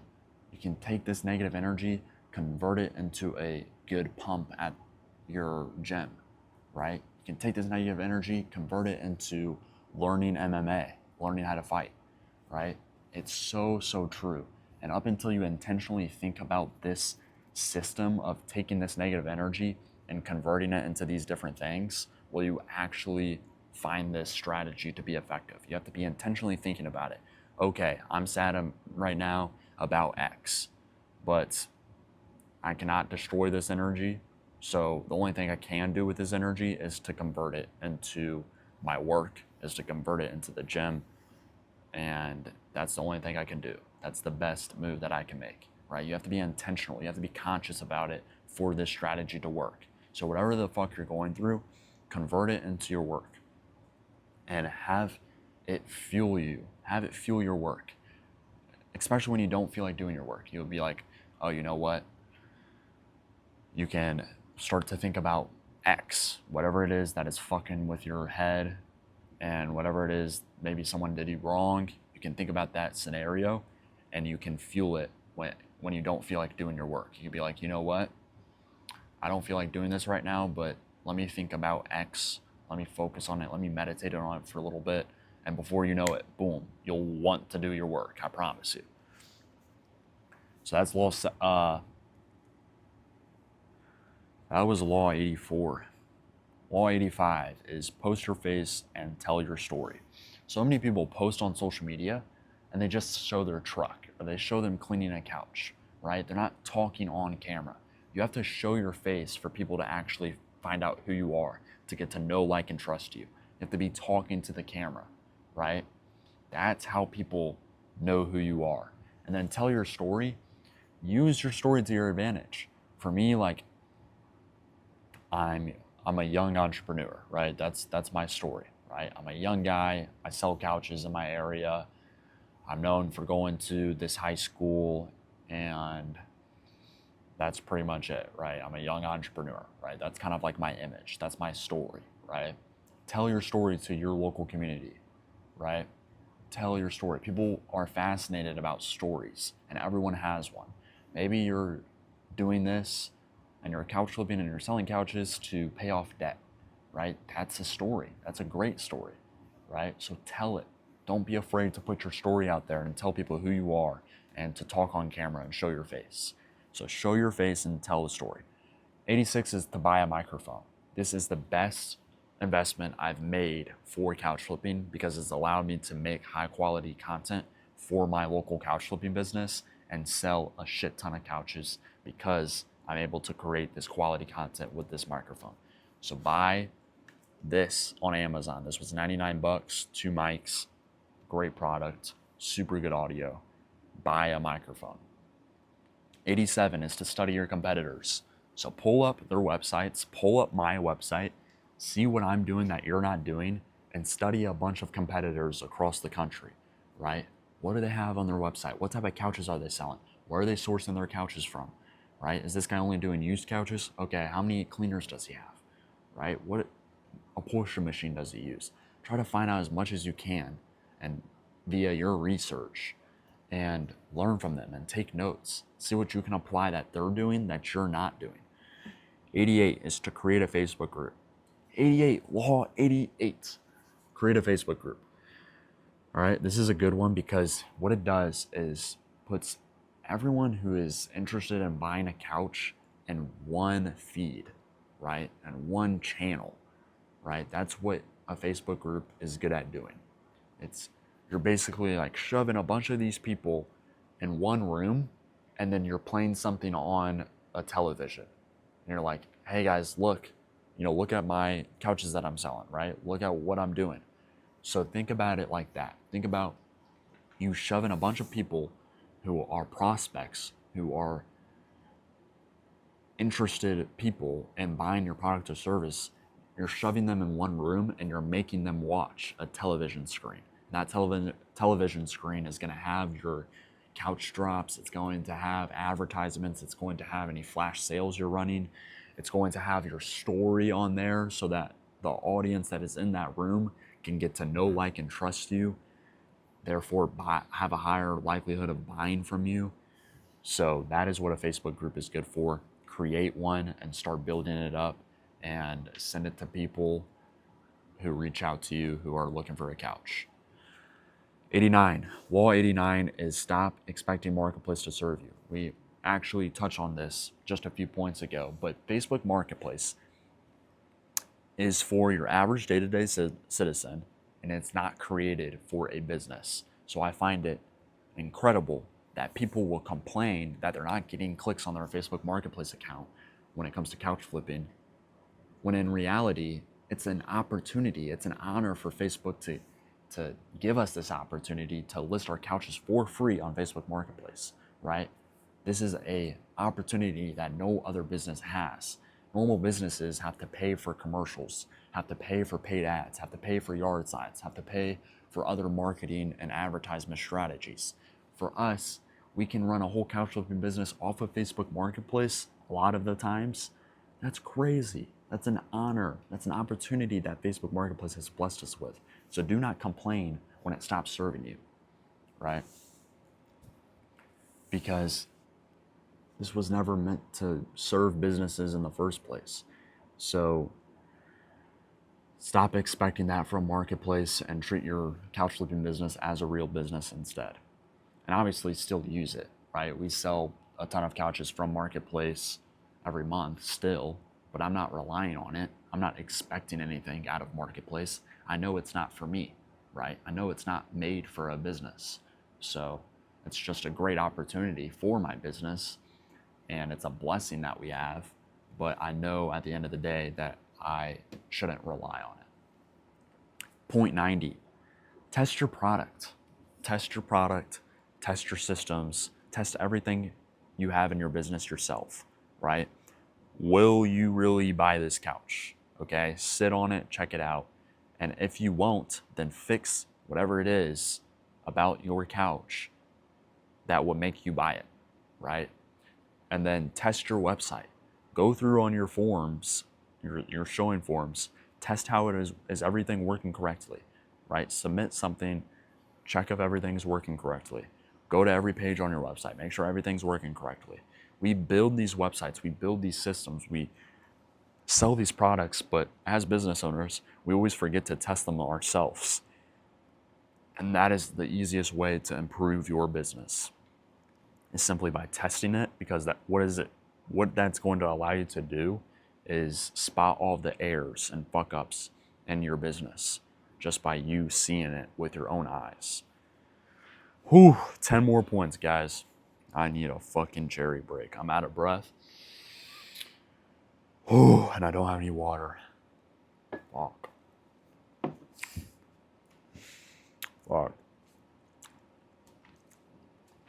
This next one is good. This is a good point here. Point 91. Law number 91. The fucking effort I put in for you guys. Fucking crazy. Point 91 is to save throw pillows for stuffing in the back cushions, right? So a lot of these cushions are usually flat and they need to be stuffed up. So if you save your throw pillows, you can unzip them, take the stuffing out of your throw pillows, and then save it for a future case scenario where you get a couch with the back cushions and they're super worn out and they need to be fluffed up. You can take that stuffing from the throw pillows and fluff them up. Point 92, ask people for permission to take their money. And what I mean by that is when people stop by the warehouse, they walk through, they find a couch that they like, but then they come to this like not knowing what to do stage. And that's when you ask people if it is okay for you to take their money, right? So what we say is, hey, would you like for me to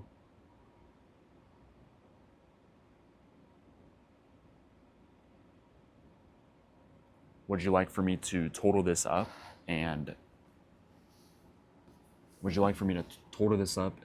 check you out?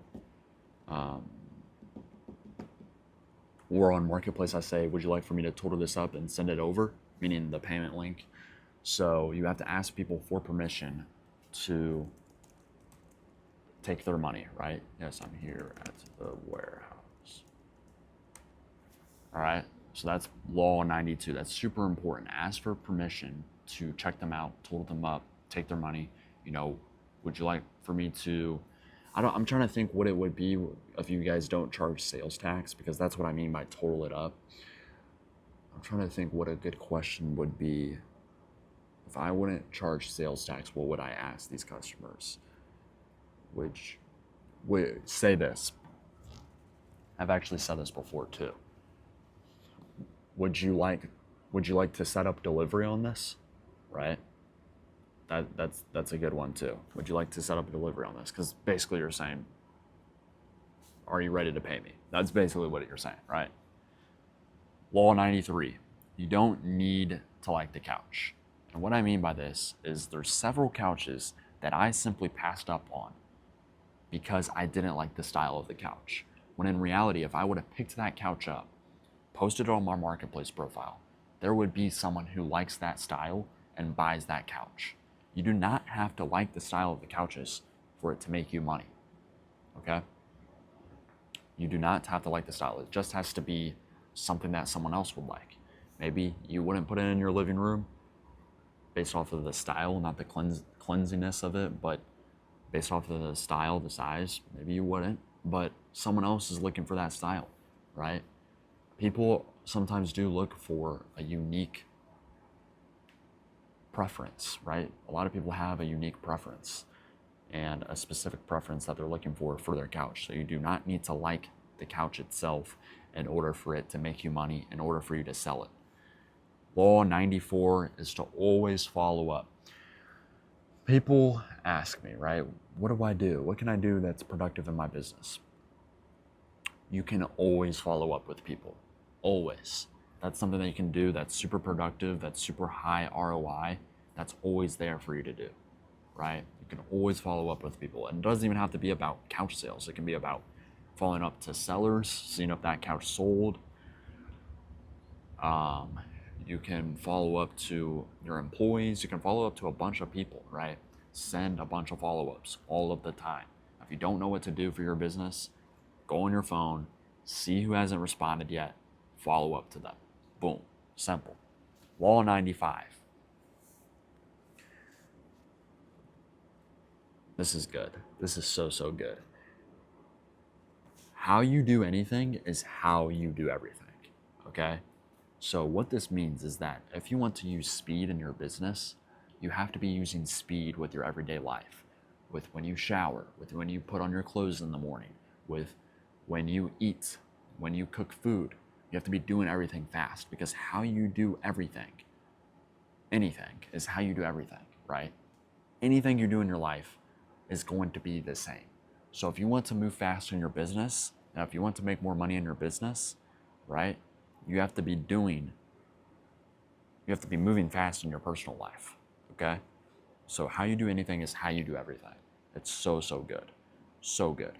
And this also applies to if you focus on investing a certain amount of effort into the smallest things, then that means you'll invest that same effort into the big things, right? So if you're not investing a good amount of effort into the small things, then you simply aren't serious, right? You have to be investing high amounts of effort into everything you do, no matter how small it is. And there's this story. I went to this mentorship in Miami, and it was a 2-day event, business event, and the host of the event, super successful person, multimillionaire, right? We were doing this activity. It was like a fun activity day, and we were playing soccer. And you can tell, you can see it on him that he's super serious about winning this soccer game, right? With him and the people that was on his team, he was super serious about winning that soccer game. And it made me think, like, how you do anything is how you do everything, right? The fact that he was serious about winning that soccer game means he's serious about winning in business, right? Apply this to your life and be sure that you're applying high amounts of effort to everything you do in your life, no matter if it's business, no matter how small it is. Apply high amounts of effort, because how you do anything is how you do everything. 96.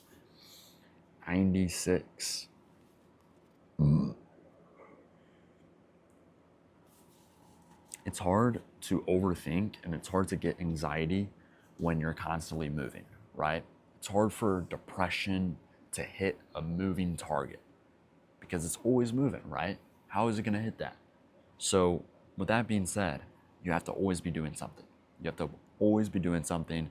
And when you are overthinking, when you have anxiety, when you have fear, it's 99% of the time you're just sitting there. You're just thinking. You're not moving. You're not taking any action. You're just sitting there. You're just like overthinking things. That's when the anxiety starts to creep in, right? That's why you always have to be moving. Always have to be doing something. Always have to be taking action. Action will remove all doubt. All right. 97. This is so good too. I think we mentioned this towards the beginning, but it's better to take an immediate action opposed to waiting around to try to make the perfect move. So whatever it is you're currently working on, just get it done quickly, because it's much better to take fast action and make a very quick decision, which is a skill you need to learn. And instead of waiting and analyzing and thinking about the perfect move, spending a whole ton of time thinking about the perfect move, it's better to just take immediate action. Because even if you're overthinking it, 9 times out of 10, whatever you choose is somewhat similar. Because if you're overthinking it, that means that decision A and decision B is kind of similar, because it's a hard decision to make. So no matter which one you take, either way, it's pretty similar, right? So with that being said, take fast action. Fast action is always better, always 100% better than slow and perfect action, right? So just make the good move over the perfect move. All right. Law 98 is start to perceive time differently. All successful people, and again, I was at that Miami event, I saw it in person. All they do differently is perceive time differently, right? A broke person perceives 5 minutes as, oh man, that's nothing, that's no time. Whereas a rich person perceives 5 minutes as, wow, I can get a lot done in 5 minutes. I can call my mom, I can eat some food, I can send a few follow-ups. That is the difference. They perceive time differently. Another way you can perceive time differently is you can look at every 10 minutes throughout the day is 1% of your day. That's the math. It basically adds to 1% of your day, or I'm sorry, calculates to 1% of your day. So every 10-minute block is 1%. It's a really interesting way to perceive time because it makes you think of time differently. The fact that I sat down and made this video, I can now perceive this time as, okay, this whole entire video is probably like 10%. It's like 14% of my day, right? 14%, right? That's kind of a big chunk when you look at it. So with that being said, perceive your time differently. You can also think of how you have 32 chips in a day and each chip is 30 minutes. So you can look at them as tokens. And when you perceive it this way, you're like, oh, I don't want to waste my tokens, right? Because if you look at it as tokens, it's almost like money. And if you look at your time as money and you're just throwing out these tokens, you would never throw out your cash like that off of a building, right? You would never do that. So if you perceive time differently, you'd start to not waste as much as you do if you don't perceive it this way, right? So 5 minutes is a lot of time. Remember that point. All right. Law 99. 99. Don't get complacent after a good month. I fucked up doing this so many times, and I got complacent after I had a fairly good month, and it slowed me down the next month so much. Even like subconsciously, I would think, oh, I had a pretty good month last month, so I can kind of chill. Never fucking do that. Fight against that thought every single day. No, you gotta keep your foot on the gas. Keep going harder. Because how you lap everyone is when you start to pass them a little bit, you don't take your foot off the gas. You keep your foot on the gas so you can continue to lap them, right? That's where you fuck up, is you get ahead a little bit of people and then you take your foot off the gas and you start falling behind again. What the fuck is the point in that, right? Law 100. Be aggressive with couch pickups. If there's one way I can let you guys know in order to pick more couches up, it is to be aggressive with couch pickups. And what I mean by this is that when you're messaging sellers, be aggressive to ask them for a time frame of when you are picking up that couch and get it scheduled into your calendar, right? Be aggressive, meaning reply quickly and be super needy of getting the couch pickup and getting it scheduled and asking for their imperfections and getting the seller to market pending, right?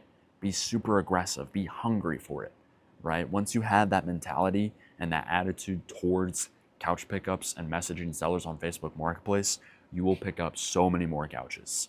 And if you guys are looking to start your couch flipping business or scale your current couch flipping operation, book a call with me in the description, and I will personally hop on a call with you to see if you're a good fit for my one-on-one coaching. Hope you guys enjoyed.